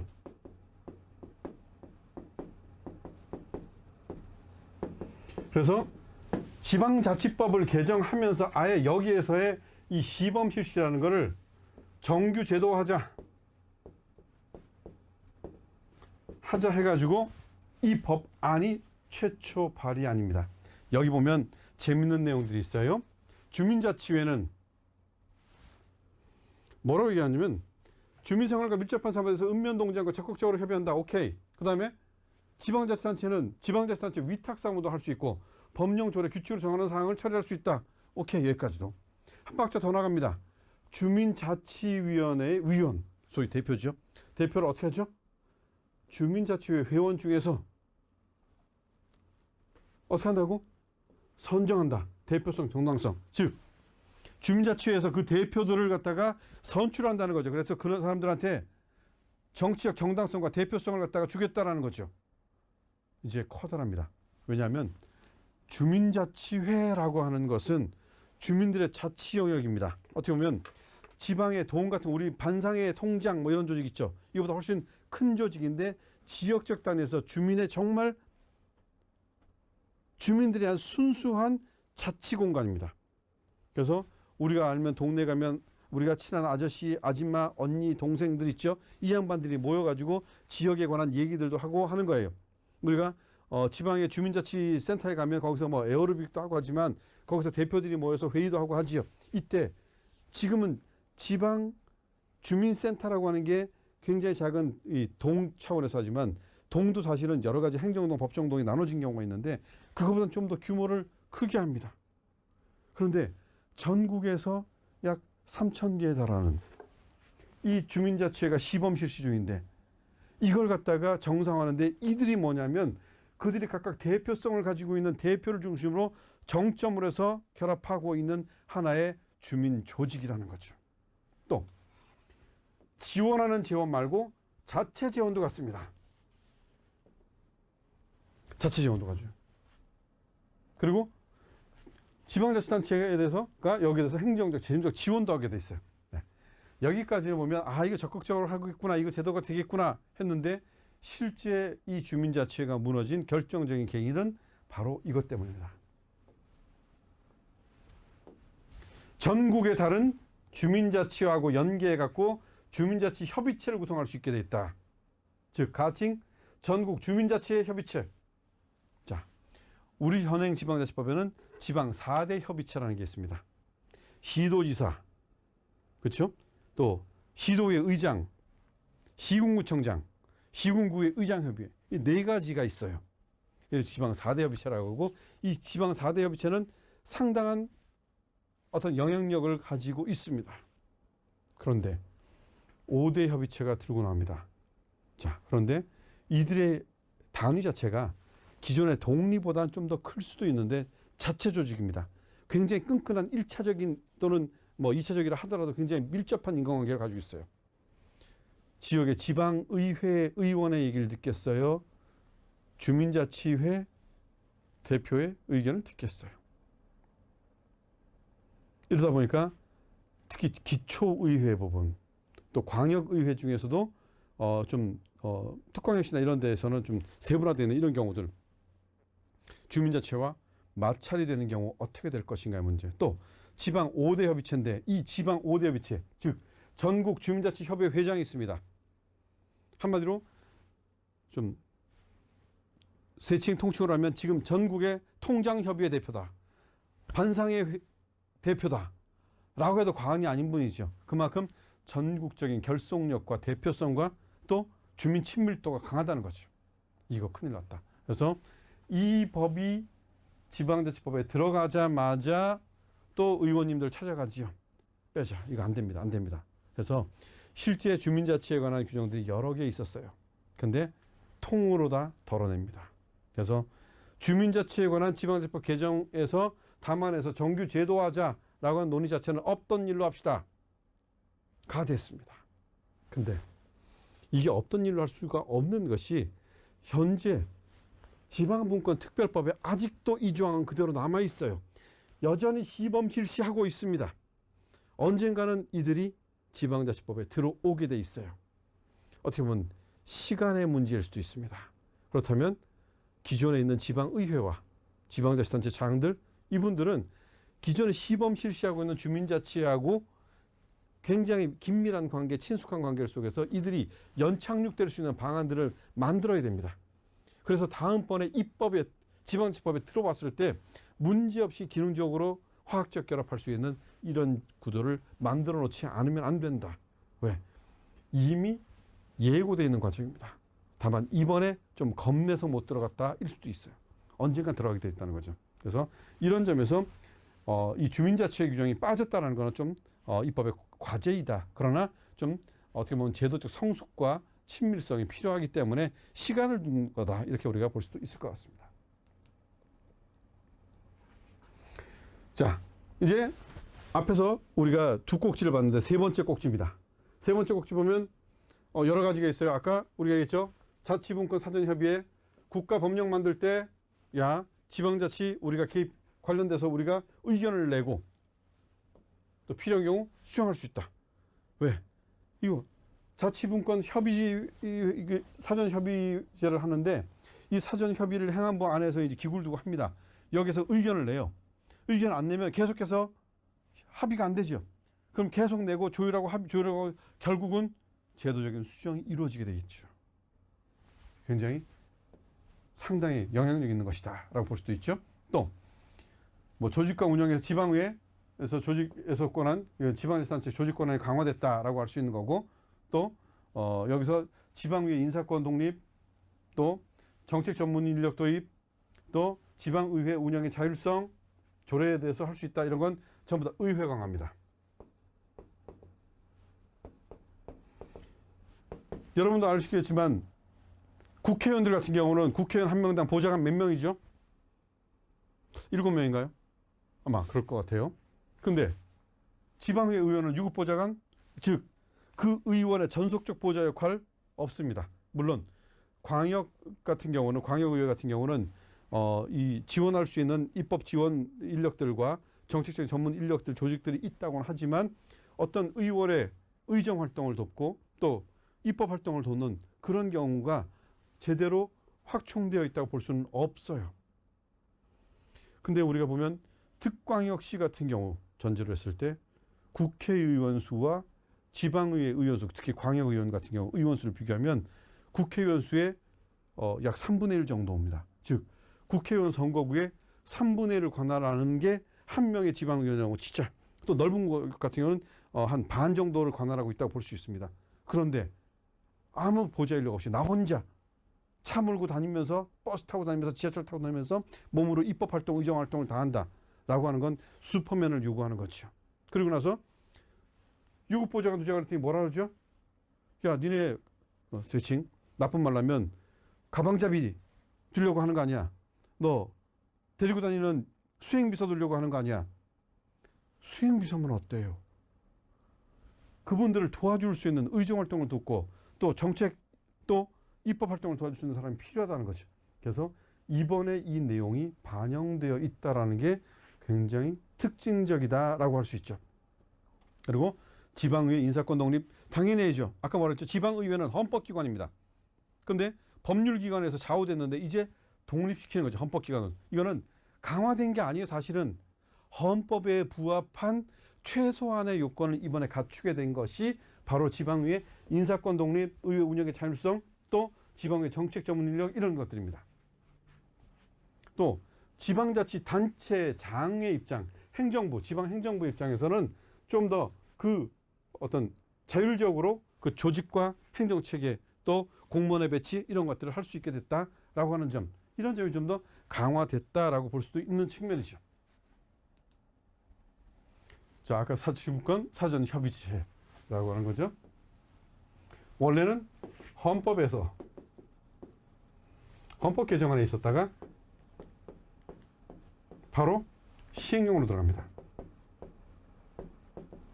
그래서 시행령에 있다고 무시하면 안 됩니다. 원래는 헌법에 늘렸다는 거다. 그래서 국가법령에 대해서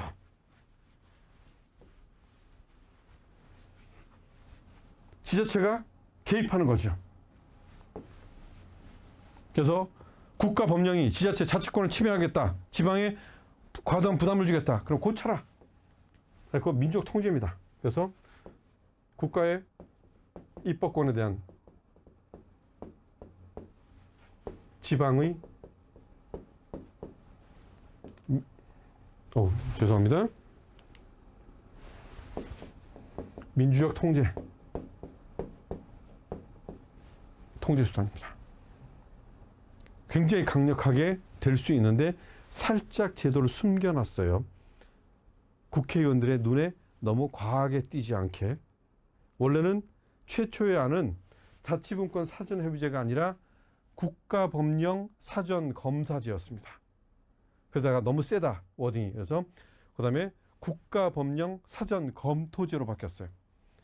그러다가 이걸 법률해지면 법률에서 난리 난다 그랬고 이걸 시행령으로 빼면서 이왕 숨길 거면 제대로 숨기자 자치분권 사전협의제. 그러나 실제로는 엄청난 것들을 하고 있는 게 이 부분이더라라고 볼 수 있습니다. 아까 지방의회 관한 거지요. 자, 지방의회 관한 거 정책 전문 인력. 국회의회 자율성. 여기다 쓴 건 실제 이거는 이거 집어넣게 자율적으로 운영할게 라고 했는데 실제 여기 가서는 시행령도 관련된 조례도 관련된 규정도 만들어서 그 입법적 지원이 굉장히 많이 이루어질 분야이다라고 하는 입법적 과제가 있다라는 부분입니다.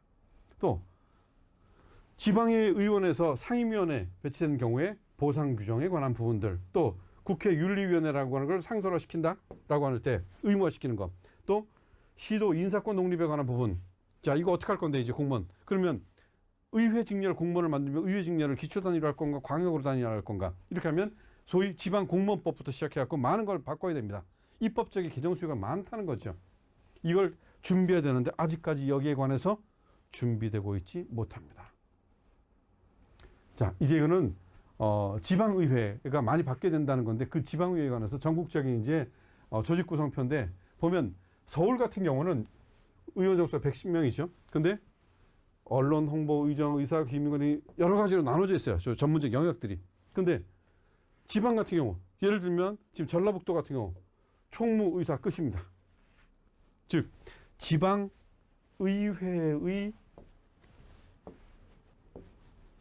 이 부서와 전담 영역들도 세분화되고 전문화될 필요가 있다라고 하는 게 또 앞으로의 과제입니다. 그렇다면 지방의회들도 상호 벤치마킹하면서 훨씬 더 그걸 확대해야 될 의무가 있다 이렇게 볼 수가 있겠죠. 자, 그리고 전국 시도의 인력 현황인데 지금 이제 일반직, 별정직, 정원 내고 정원 외에도 지금 뭐 시간 선택제 뭐 여러 가지가 있어요. 이런 것들도 좀 정비해야 된다.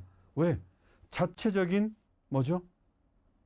지방 의회가 자체적인 조직과 또 자체적인 인력과 자체적인 운영, 또 운영의 효율성 이걸 같이 가져가려면 이렇게 해야 된다라고 하는 부분들이죠.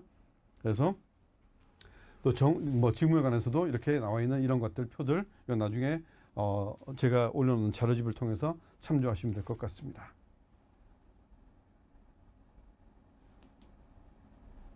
네. 지방 공무원에 관한 법령 체계도입니다. 요거는 지방자치단체에는 이거 지금 현재는 지방자치단체 공무원하면 행정공무원 안에 지방의회직이 다 들어있어요. 그래서 보면 여기에 지방의회의 사무직에 대해서도 지방자치단체장이 임명합니다. 또 지방공무원 이거에 대해서 법률로 정한다라고 되어 있습니다. 그리고 이 법률에 따라서 지금 지방공무원법이 지방자치법이 있고 그 밑에서 대통령령만 15개가 있습니다. 그리고 그 밑에 부령이 있죠. 그리고 여러 가지 준칙과 기준들이 있죠. 여기에 따라서 지방자치단체는 조례를 정하죠. 굉장히 많은 게 바뀌어야 됩니다. 그래서 지금 바뀌는 걸 갖다 지금 지방 4대 협의체가 여러 가지 연구 과제나 이런 걸 통해서 준비하고 있는 걸로 알고 있습니다만 여기에 바뀌어야 되는 게 조례만 해도 약 50여 개가 바뀌어야 돼서 모범조례를 만들어서 지방자치단체에다 전부 다 배포해야 되고 대통령령만 해도 15개입니다. 그리고 여기에 관련된 부칙이나 기준들 이런 것들도 수십 개가 있습니다. 이런 것들이 정비돼야지만 제대로 된 어떤 것이 실현될 수 있다. 지방자치법에 현재는 자치단체장 임명합니다. 바뀐 거는 뭐죠? 지방의회에 두는 사무원의 수, 인건비, 조례를 정한다. 지방의회 장이 처리한다. 네. 지방의회의 공무원은 지방의회 의장이 이제 인사권을 갖습니다. 그리고 인사와 조직과 운영에 관한 권한을 갖게 된다는 거죠. 지방의회가 자체적으로. 이게 현재의 법률입니다. 그렇다면 체계가 달라지죠. 즉 지방의회는 지방자치단체의 장 눈치 안 봐도 옛날에 뭐죠? 지방의회 파견 근무하잖아 몇 년. 그리고 다시 시청으로 돌아가야 돼. 그럼 난 원래 시청 사람이야. 그리고 여기서 일 좀 배우고 잠깐 쉬었다가 다른 일 하다가 가는 거야. 그러면 내 마음의 고향은 저기죠. 아니야 지금은. 한번 의원의 의회직 공무원 됐다. 여기가 마음의 고향입니다. 계속 여기 있을 겁니다. 의회직 공무원이 될 수 있다는 거죠. 그리고 내가 신경 쓰고 나의 인사와 처우를 책임지는 건 지방의회 의장입니다. 지방의회. 이게 달라진 모습이다 라고 하는 점도 우리가 신경 써야 되는데 근데 이것만 해서 구현되는 건 아니에요. 여러 가지 여기에는 훈련 복무 이거 관련 사항을 갖다가 처리하는데 이거 전부 다 규정 다 만들어야 되는 겁니다. 조례도 만들어야 되고 의회 규칙도 만들어야 되고 또 여기 보면 뭐 대통령 정하는데 대통령 다 만들어야 됩니다. 그래서 최소한 지금 바꿔야 되는 게 이것들 대통령만 해도. 그래서 지방자치법 시행령 지금 작업하는데 이것도 정말 어려워요. 그런데 공무원 임용령 또 뭐 별정직에 관한 거, 개방형에 관한 거, 보수 수당과 복무 규정에 관한 거, 징계에 관한 거 뭐 이런 것들, 운영에 관한 규정들, 뭐 행정기구 관한 거 다 바꿔야 되는데 이거는 대표적인 거 15개 지금 뽑아놓은 거고 실제로는 더 많습니다. 이런 것들이 우리의 입법 과제입니다. 어떻게 보면 지금 오늘 하는 저와 같이 나누는 이 내용에 대해서도 많은 분들이 지방의회 또는 지방자치단체 현장에 있는 분들일 수 있는데 여러분이 해야 될 일이 많습니다. 특히 지방의회에 계신 분들은 이제 소속의 변경이 올 수 있습니다. 그리고 이 많은 입법들과 특히 조례들과 이런 것들을 담아내고 여기에 새로운 이 조직 질서를 갖다 세팅해야 되는 게 새로운 과업이다 이렇게 볼 수가 있을 것 같습니다. 자, 이제 마지막 꼭지가 될 수 있을 것 같습니다. 또 뭐가 바뀌는데 했더니 이제 지방중앙 뭐 협의회를 갖다 둔다라고 하는 건 오케이. 또 지방자치단체장 인수위원회 여기 법적 근거가 없었는데 이거 법적 근거 마련했다 이런 거 있습니다. 근데 요즘에 가장 한간에 뜨거운 이슈가 되는 게 특별지방자치단체하고 특례시죠. 근데 이게 정말 어떨지는 좀 봐야 되는 게 특별지방자치단체는 원래 지방자치단체 조합으로 하던 것들을 갖다가 확대시킨 겁니다. 그래서 소위 광역적 사무를 처리하자라고 하는 그런 게 목적이 돼 있었어요. 그래서 옛날엔 지방자치단체 조합이라는 게 있었는데 이 조합이 했던 거를 특별지방자치는 하는데 뭘 하냐면 광역적 차원의 문제를 해결하자. 그래서 어떻게 보면 특정 사업 위주로 해서 수도권 같은 경우는 광역교통망을 관리하기 위해서 그 광역교통망 했더니 지자체마다 얘기가 틀리니까 맨날 싸우다가 안 되면 얘네가 독자적으로 특별지방자치단체를 만들면 알아서 책임 있게 조례도 만들고 조직도 만들고 해서 할 거 아니야. 오케이. 또 요새 맨날 그러죠. 인천에서 나 폐기물 못 받아 2025년부터. 그렇죠? 폐기물 못 받는다 그래 놓고 대체 매립지 조성도 열심히 하는 것 같지는 않아 보이고 좀 이상해. 근데 그러면 서울 경기 어떻게 할 건데? 근데 이런 폐기물 처리에 관해서 광역적 관리를 할 수 있는 특별지방자치단체를 해서 만든다면 그 특별지방자치단체가 이를 직접 관할하게 되면 문제가 없지 않을까. 그래서 이 특별지방자치단체는 지방자치단체 조합하고 다르게 조례도 제정할 수 있습니다. 의회도 둡니다. 단체장도 있어요. 이걸 만들자 그래서 지방자치단체 조합이라고 하는 건 지방자치법 보면 지금 지방자치단체 상호 간의 관계에 대해서 지방자치법 8장에 규정되어 있어요. 특별지방자치단체도 여기서 조금 발전시킨 것처럼 보이지만 전혀 다르다 해서 별도로 12장을 만들어서 별도로 조문을 쫙 만들어가고 있습니다. 근데 문제가 생겼어요. 아마 여러분들 뉴스에서 다 보셨겠지만 특별지방자치단체 얘기 나오자마자 광역교통망이나 쓰레기나 문제를 얘기하는 게 뭐죠? 그게 아니라 동남권연합, 불경연합, 그렇죠?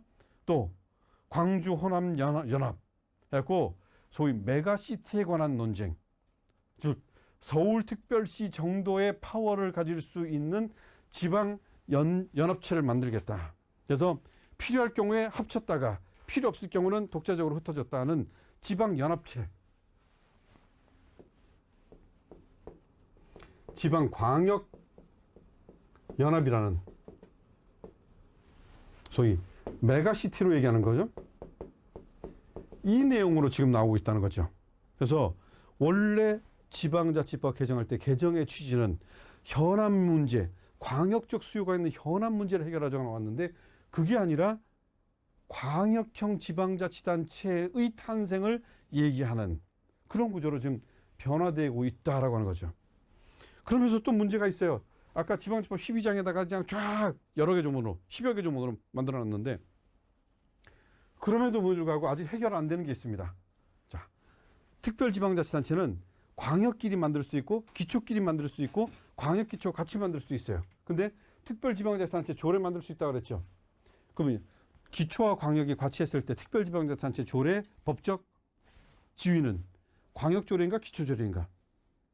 만약에 조례 간 상호 충돌이 있다면 어떻게 될 것인가? 보통 우리가 조례지정권에 관해서 뭐라 그러죠? 어떤 지방자치단체에서 조례를 만들는데 기초의 조례가 문제가 있다면 기초에 대해서는 광역에 대해서는 국가가 조례에 관한 통제권을 갖고 있죠. 특별지방자치단체 얘는 어떻게 할 건데 이게 광역이야 기초야 몰라.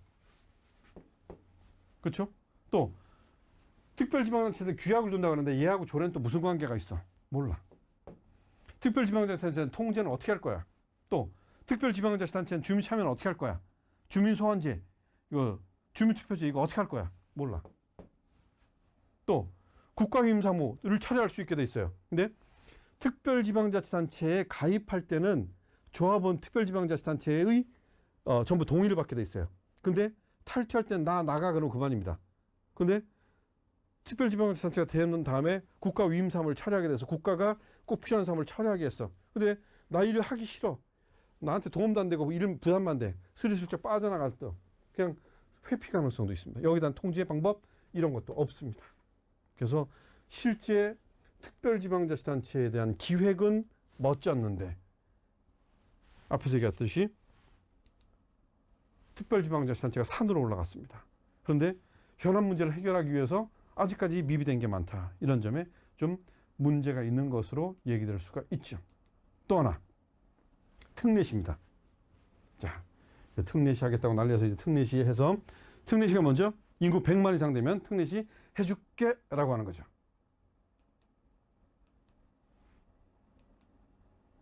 네.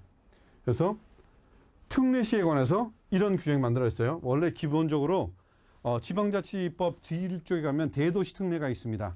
그리고 그 대도시 특례는 인구 50만 이상의 대도시를 대도시 특례라고 하고 있어요.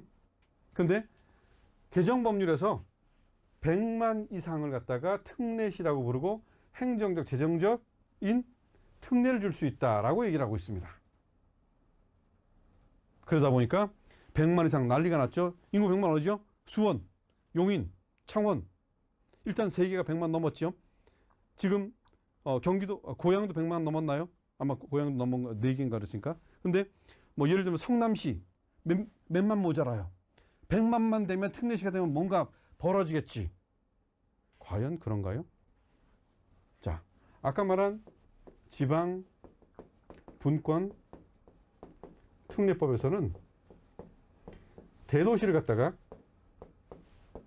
50만짜리 하고 100만짜리 구분해서 100만 대도시하고 50만 대도시를 구분해서 100만 대도시 특례를 이미 지방분권 특별법에서 규정하고 있습니다.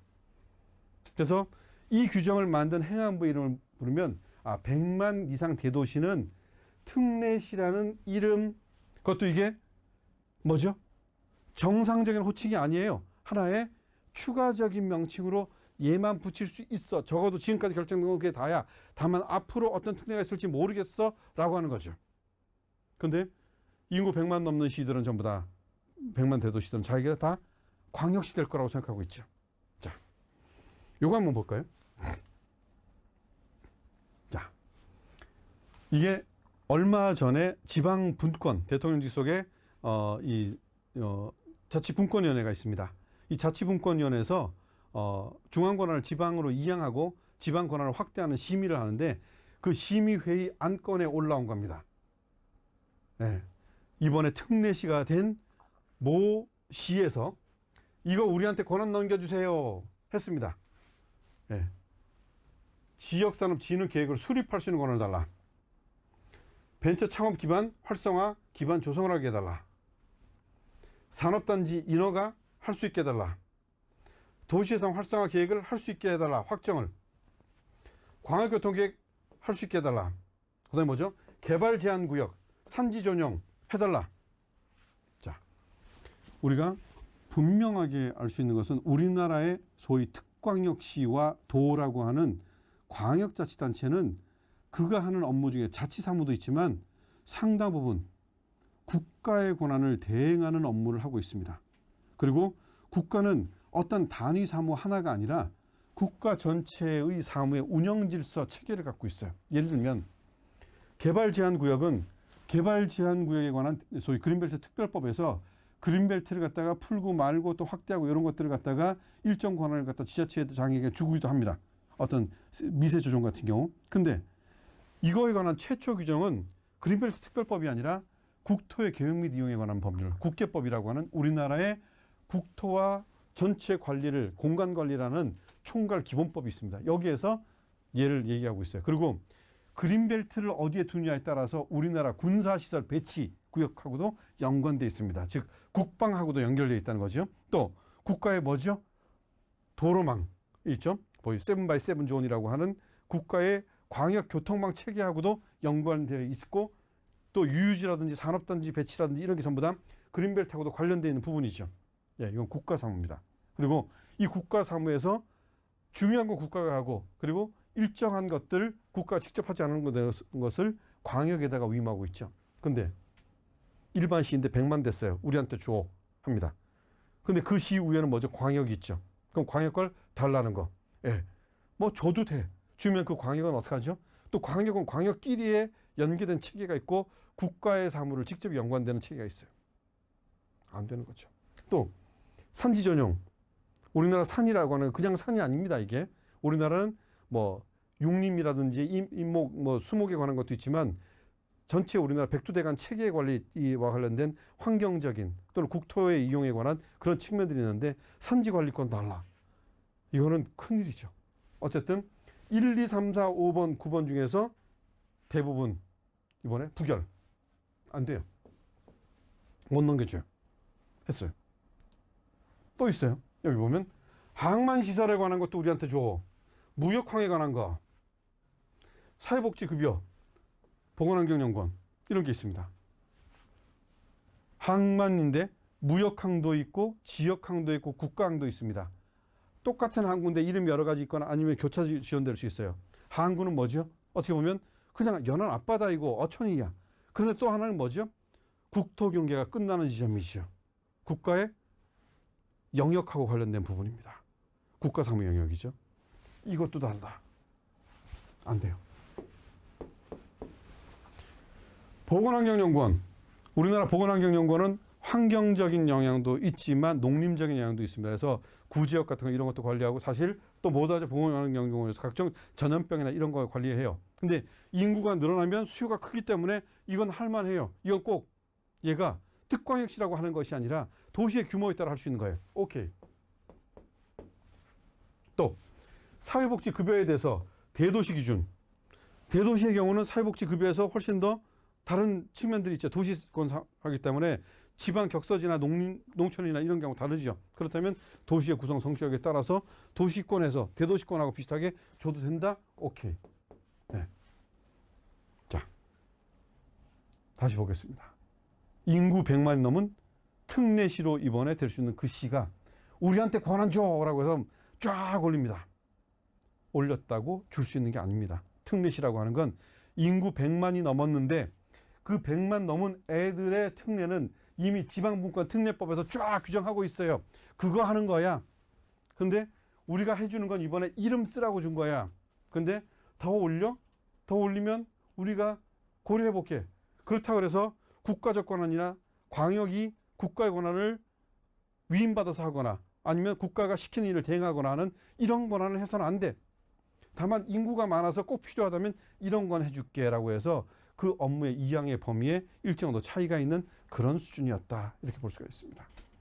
자, 이제 시간이 좀 많이 갔죠? 여러분들이 질의응답도 있고 해서 좀 정리를 해볼까 합니다. 자, 이번에 지방자치법 개정을 통해서 구현하고자 했던 거.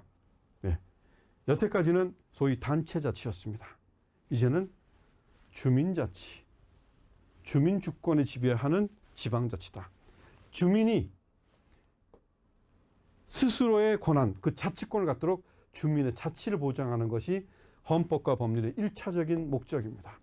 그리고 그들이 지방의 통치구조, 지방자치단체의 장과 의회를 구성합니다. 그래서 이것을 실현하기 위해서 단체자치가 있는 거다.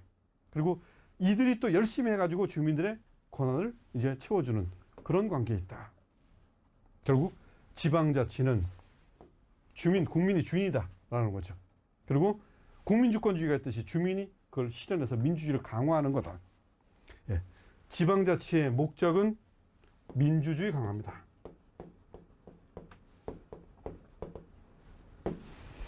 여기서 질문 하나를 보겠습니다. 아까 중간에 쉬는 시간에 어떤 분이 질문한 것인데, 개정된 지방자치법에 주민자치제도가 도입됐는데요. 지방자치와 주민자치의 차이점이 궁금합니다. 지방자치는 분권이 중요하고 권한 영역에 따라서 지방자치를 통해서 자연스럽게 주민자치를 이루어지게 하는 것이 아닌가요? 예. 지방자치의 목적을 분권으로 둘 수도 있습니다. 그러나 분권은 국가의 권한을 지방으로 흩어주는 거죠. 예. 여기는 분권만 있고 이양만 있고 주민이 없을 수도 있습니다. 가장 대표적인 예로 영국의 지방자치 같은 경우죠. 영국은 지방 분권 국가라고 괜찮은 거죠. 해가 지지 않는 나라 영국 제국이죠. 지방자치 제도도 합니다. 그리고 꽤 활성화되어 있어요. 근데 권한은 안 줍니다. 영국의 지방자치는 지방에 많은 일들을 하게 나누어는 줍니다. 누가? 중앙에서. 그러나 그들이 뭘 정할 수 있는 권한은 주지 않습니다. 특히 최근 들어서 영국 지방자치의 중앙 집중화가 강화되면서 권한은 지방의 권한은 점점 더 없어집니다. 또 프랑스 같은 경우, 프랑스는 대표적으로 기능적 분권을 해서 2003년 헌법 이후로 프랑스 헌법은 굉장히 광역화됩니다. 왜? 옛날에는 작게 나눠서 줬어요. 뭐 깡통이니 뭐 레기온이 자는데 이게 작게 할 필요가 없어. 크게 해도 돼. 왜? 기능적 분권을 하면 되니까. 지방자치의 목적이 뭐지? 분권, 기능이라는 거야. 기능. 그래서 봤을 때 이 기능이 지방에 쫙 나눠줘서 필요한 기능인지, 아니면 이 기능이 다 모아서 광역형으로도 관리될 수 있는지. 그러면 광역형 관리되면 광역형으로 하자. 뭐죠? 하나의 행정적 수요로 보는 겁니다. 행정적 수요로. 아까 처음으로 돌아가죠. 우리나라의 지방자치에 관한 헌법이 일본 헌법과 비슷하다. 왜 그랬다? 일본에서 임상실험을 했다. 일본의 목적은 뭔가? 보다 많은 민주주의입니다. 자, 이제 일본에서 극복해서 독일로 가봅시다. 1990년에 독일 통일이 있습니다. 독일 통일 전까지 독일은 지방자치를 했다고 하지만 우리 지방자치하고 틀려요. 독일은 제도적 보장을 합니다. 예. 비스마르크가 300개의 군소국가를 통합해서 통합국가를 만듭니다. 그랬더니 이 통합국가에 포섭되어 있는 지방의 영주와 군소국가의 왕들과 이들이 난리가 나죠. 이때 연착륙시키기 위해서 뭐라고 얘기하냐면 타협안을 제공하죠. 내가 너희들한테 국가 통합을 했지만 일정한 법적 지위를 줄게. 너희 독립한 공법상의 법인이야. 니네가 뭐 결정할 수 있어. 그리고 니네가 하던 일 중에 아주 중요한 어떤 거는 그대로 하게 해줄게. 그게 자치권이야. 라고 했습니다. 그래서 독일 헌법이 처음 만들어졌을 시기에 1940년대, 50년대 이 시기에 1970년대까지도 독일의 헌법학자들은 뭐라고 얘기하냐면 지방자치는 과도기적인 거야. 완전한 국가의 통합이 있으면 지방자치는 없어지는 거야. 따라서 지방자치가 제도 보장이 아닌 제도적 보장이야. 왜? 기본적인 것만 보장해 주면 돼. 나중에 어차피 완전한 국가 통합이 되면 얘는 없어질 거야. 이게 말한 소위 단체자치, 그리고 우리가 제도적 보장이라는 겁니다. 그런데 1990년에 독일이 통일됩니다. 동독 지역이 서독 지역과 합해졌죠. 동독 지역이 이제 민주주의의 연습을 해야 되죠. 보다 더 많은 민주주의 하기 위해서 1990년대 이 90년에 개헌을 합니다. 이 개헌에서 뭘 하냐면 지방자치의 전면화, 독일 16개 주 전체에다 지방자치를 전면화하고 소위 바이에른주의 대표적인 상징물이었던 주민참여제도, 주민투표, 주민소환, 이걸 전국으로 확대합니다. 그리고 지방자치에 관한 헌법의 이념을 다시 설계합니다. 뭐죠? 보다 많은 민주주의. 그래서 독일의 초대 대통령이었던 프리드리 에버트 같은 경우는 그의 저서에서, 그리고 그의 연설에서 뭐냐면 메어 데모크라틱 바겐, 보다 많은 민주주의를 나르는, 그게 바로 지방자치다. 지방자치하면 더 많은 선거를 한다. 지방자치하면 더 많은 주민 참여를 한다. 그러면서 민주주의는 고양된다라고는 민주주의적 수단으로 본다는 거죠. 자, 그래서 지방자치가 민주주의의 수단으로 본다면 주민자치의 강화입니다. 그런데 지방자치를 하나의 기능적으로 본다면 중앙권한의 지방분산 또는 분산 이후에 또 필요 없다면 기능적 통합, 굉장히 어떤 지방자치를 하나의 경제적 효율관계로 볼 수 있다라고 하는 것이죠. 또 질문이 하나 들어왔습니다. 좀 전에 특례시에 관한 얘기를 했는데 특례시가 되면 시민들이 체감할 수 있는 장점이 무엇인지 궁금합니다. 예, 특례시가 되면 주민들이 체감할 수 있는 장점이 무엇인가라고 했는데 단적으로 얘기하겠습니다. 없습니다. 특례시는 인구 100만인 대도시에 대해서 약칭을 붙여주는 겁니다. 다만 기존의 인구 100만 대도시에 관한 지방분권 특례법에서 하고 있는 특례 조항들이 있는데 이 조항들이 빠뜨린 것에 대해서 한 번 더 숙의할 수 있는 기회를 줍니다. 자, 아까 좀 전에 얘기했죠? 자, 아까 쭉 있었을 때 어떤 대도시입니다. 여기에 관한 건데 이 대도시에 관해서 논의됐던 건데 특례시가 됐다고 더 나온 건 거의 없어요. 근데 보면 더 나온 게 있죠. 왜? 인구 100만이 됐는데 보건환경연구원은 그 당시만 하도록 관계법에서 특광행시만 하게 돼 있어요. 근데 인구가 많아졌다면 더 많은 보건환경 수요가 있을 거 아니야. 이런 거 우리가 한번 더 생각해서 자치분권위원회에서 판단해가지고 필요하다면 뭐 법을 개정하거나 아니면 법이 개정 안 되면 정책적 제도적으로 가능하게 아니면 예산을 더 준다든가 해서 이런 거 할 수 있게 해주겠다. 또 사회복지에 관해서도 대도시권에 맞도록 하는 이런 변화는 줄 수 있다. 자, 이런 새로운 고려가 가능한 겁니다.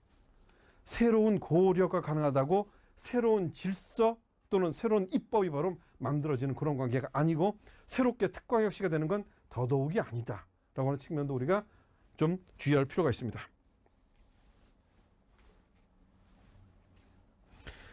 자, 개정 법률이 실현되려면 예산이 많이 소요될 것으로 보이는데 현재 지방 재정이 열악한 곳이 많아서 어떻게 할까요? 네.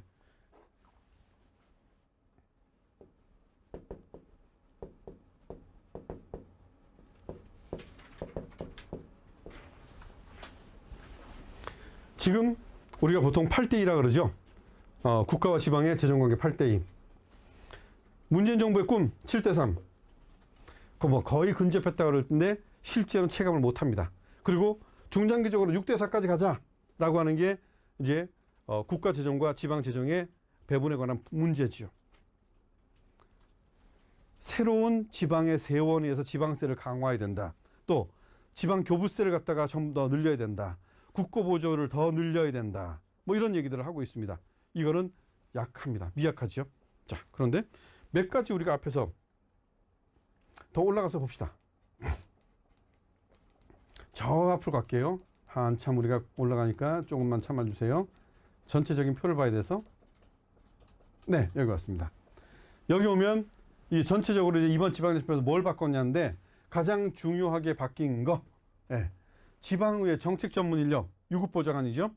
이들의 급여, 이들을 운영하는 데 필요한 돈, 이거 전부 다 국가가 주겠다라고 국가가 이미 약속을 했어요. 근데 약속만 해서 실제 될지 모르지만 일단 약속했습니다. 그리고 개정지방자치법을 집행하고 운영하는 데 필요한 예산은 별도 교부하겠다. 기존 예산 관계가 다르게 별도로 교부하겠다라고 해서 별도 교부의 대상으로 삼고 있습니다. 그래서 여기서 보면 몇 가지 그런 게 있죠. 특히 지방의회의 조직과 인력에 관한 부분들이 많이 돈이 들어갈 거고요. 특별지방자치단체 설립에 관해서도 돈이 들어가겠지요. 또 기관 구성 다양화에 관해서도 필요 자금들이 들어가겠죠. 이런 것들 국가가 특별교부금으로 더 추가적으로 주겠다라고 행안부가 입법안을 갖다가 설명할 당시 얘기는 하고 있습니다. 만 이건 행안부의 설명이고 기재부가 어떻게 설명하는지 우리는 봐야 되지요. 자, 우리가 지방 이양에 관한 특별법에 보면 국가사무에 지방이 이양하겠다 해서 뭐 작년에도 몇백 개 넘어갔다 그러고 계속 넘겨주고 있어요. 이때 그 앞에 총강 부분에 뭐라 되냐면 국가사무를 지방으로 이양할 때는 필요한 경비도 이전하고 필요한 어떤 제반 지원들을 갖다가 전부 다 이관하는 것을 원칙으로 하고 있습니다. 많은 그거는 그 법을 만든 사람들 또 그 법을 운영하고 있는 행정안전부와 또 개별 지방자치단체 생각이고 기재부의 생각은 그렇게 아니라서 돈이 안 넘어간다 이런 여러 가지 볼멘 소리도 있습니다. 이런 재정의 부분은 어쨌든 간에 국가가 약속한 부분은 여기까지인데 이게 구체화되는 것은 이제 그 이후에 기재부와의 관계라든가 국회 예산 통제나 이런 것들을 우리가 같이 봐야 될 것 같습니다.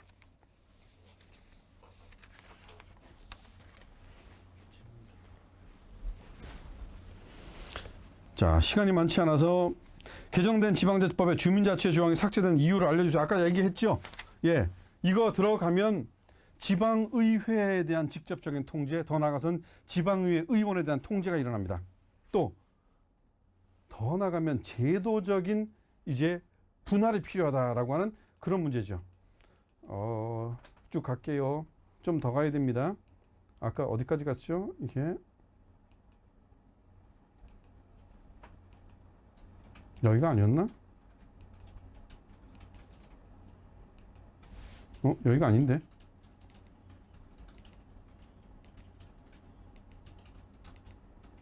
제가 컴퓨터를 가지고 있지 않으니까 이거 지금 요 커서로 움직이다 보니까 좀 이런 한계가 있습니다. 네, 주민자치였겠네요. 주민자치에 가장 못 간 이유는 얘입니다. 전국 주민자치협의회. 전국적으로 가면 지방 4대 협의체가 지방 5대 협의체가 됩니다. 근데 지방 5대 협의체보다 제일 센 거죠. 광역자치단체 장끼리 모여 있는 거하고 지방에 3,000개의 씨앗 조직을 가지고 있는 짱. 누가 더 영향력이 있을까요? 여기는 그야말로 하나의 엄청난 끈끈한 시민조직이라고 할 수 있죠. 이게 탄생합니다. 또 한마디로 지방의회가 하는 것보다 훨씬 더 발빠르게 지방자치단체, 특히 기초지방자치단체보다 더 현장성을 가지고 일을 할 수 있습니다. 큰일이죠. 아직까지는 좀 무서운 거예요. 솔직히 말하면 기초지방자치단체와 기초의회가 무서워할 수 있는 부분이고 또 지방 4대 협의체가 무서워할 수 있는 상황이기 때문에 제도적 연착륙을 가져가야 돼요. 근데 이 연착륙 방안들이 아직 마련되어 있지 않다는 것이 서로에게 제도적 경계감을 준 것. 이게 바로 가장 큰 문제가 아닌가 싶습니다.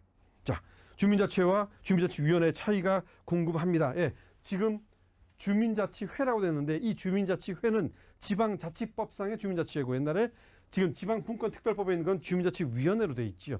그래서 결국은 이게 지방분권특별법에 있는 애들이 정규 제도화되는 것이 이 모습이다. 이렇게 우리가 볼 수 있을 것 같습니다.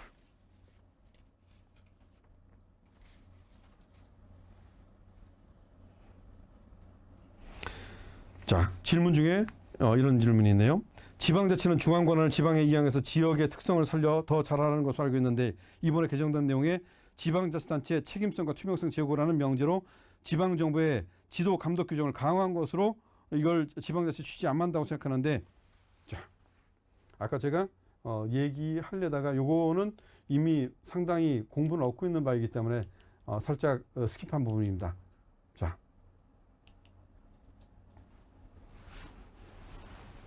기초지방자치단체의 업무 수행에 대해서 국가의 직접 통제.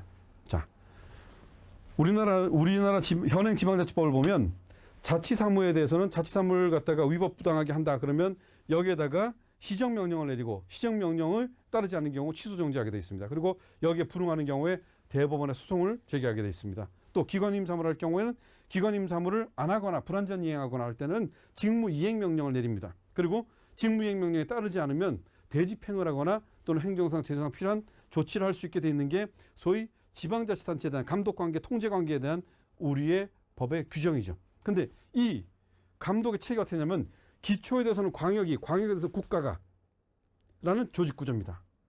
그래서 작년에도 재작년에도 대법원에서 이런 감독 처분에 관한 부분에서 위법하다라고 판결난 게 뭐냐면 기초에 대해서 국가가 직접 통제권을 행사하거나 기초에 대해서 광역이 행사를 했는데 이 광역 행사가 잘못된 것인데도 불구하고 국가가 또 했다든가 이런 경우가 문제가 되는 거죠. 자, 근데 우리나라 정치 구조를 봅시다. 기초가 우리가 지역적으로 좀 정책 캐릭터가 틀리죠. 자, 저쪽에 남쪽에 있는 양쪽에 있는 어떤 곳이라고 봅시다. 기초하고 광역하고 의견이 같아. 정책 캐릭터가 똑같아. 라고 하면 기초에 대해서 광역이 감독을 해야 되는데 안 하는 거죠. 그러니까 행안부가 기초에서 광역이 해야 되는데 안 하면 내가 직접 할게. 라고 해서 지금 들어간 거죠. 그래서 지금은 바뀐 법에 의하면 기초에 대해서는 광역에 대해서는 국가가 아니라 기초에 대해서는 광역도 국가도 다 할 수 있습니다. 그래서 기초지방자치단체에 대한 중복적 감독 처분. 그래서 국가 감독 처분이 강화됐다. 자치권의 침해 여지가 더 커졌다. 심지어는 기관임 사무는 그렇다고 친다 하더라도 자치사무에 대해서 한때 그런 얘기가 있었습니다. 기관임사무 폐지하자. 지방자치법 만들면서 지방자치법에다 기관임사무 폐지하자는 규정 넣자 늘려는 시한까지 있었는데 안 들어갔어요. 근데 그거 안 들어간 게 아니라 기관임사무의 보호를 강화합니다. 기관임사무 하랬는데 기촌 니네가 안 해? 그럼 광역에서 이제 통제하는 게 아니라 국가도 직접 통제할 수 있게 해서 그 통제 권한을 더 강화해서 기관임사무를 훨씬 더 많이 보호하는 체계가 된 게 사실입니다. 이 점은 우리가 입법적으로 과제로 남아져 있다라고 볼 수 있습니다. 즉 그렇게 본 건데 이번 지방자치법 전문 개정은 굉장히 긍정적이고 또 헌법의 이념이 담겨져 있습니다. 자치권을 강화를 위한 여러 가지 노력들이 있습니다. 그럼에도 불구하고 아직까지 약한 부분들도 분명히 있습니다. 특별지방자치단체, 특례시, 또 과도한 기초자치단체에 대한 감독권 행사 이런 것들이 남아있어요. 또 제도를 한다고 했지만 제도에 관한 구성이 잘 안 돼 있는 주민조례 발안제, 기관 구성 다양화 이런 것들도 아직까지 제도적으로 완비가 되어 있지 않아서 더 필요합니다. 또 지방의회 인사권에 관한 것도 하위법령 작업 이런 것들이 많이 있어야 돼요. 그러나 이게 이제 첫발이라는 거죠. 한술밥에 배부르라 이런 얘기가 아니라 이제 변화를 위한 움직임이 태동되었다라는 거죠. 그래서 이걸 바탕으로 해서 필요한 하위법령 바꿀 수 있겠죠. 또 제도 시행에서 여러 가지 어려움이 있다거나 장애가 있으면 극복하기 위해서 또는 필요하다면 지방자치법 개정 또는 다른 법 개정을 통해서 또 다른 면들을 갖다가 수용하고 더 발전적으로 할 수 있는, 그러나 이전과는 다른 새로운 하나의 구도를 만들었다라고 하는 측면에서는 우리가 분명 이 지방자치법 전문 개정이 특별한 의미를 갖는다라고 할 수 있을 것 같습니다. 그래서 오늘 이제 여러분들이 여러 가지 제안도 해주시고 질문도 해주셨는데, 그럼에도 불구하고 그러면 지방자치법 개정 안 할 거냐? 안 하는 것보다 낫다. 그러면 그래서 지방자치법이 뭘 하는데 이런 거 한다. 지방자치에 관한 새로운 패러다임을 형성했다라고 하는 겁니다. 예. 옛날에는 지방자치단체가 있고 단체자치였고 국가가 하고 법률이었습니다. 근데 지금은 주민이 합니다. 프랑스의 지방자치, 영국의 지방자치, 일본의 지방자치하고 다른 대한민국 지방자치의 가장 큰 특징은 바로 주민이 주인이라는 거죠. 헌법이 예정하지 못한 주민 중심의 지방자치가 법률에 의해서 지금 각색되었다라고 우리가 볼 수 있습니다. 더 중요한 건 전 세계에서 지방자치 제도를 실시하고 있는 나라 중에 개발도상국 출신 또 식민 지배를 당했던 나라 우리밖에 없습니다. 전 세계에는 선진국만 있는 게 아니죠. 우리나라에서 지금 여러 가지 기구를 통해서 이번에 미얀마 사태도 있고 하지만 동남아시아뿐만 아니라 중앙아시아 국가의 법 제도를 우리나라가 수출하는 국가입니다. 우리나라를 하나의 표준 모델로 삼고 있는 많은 나라들이 있어요. 그 나라들 지방자치 아직 못하고 있습니다. 우리나라가 만드는 이 지방자치가 개도국의 최초 모델이 될 수 있습니다.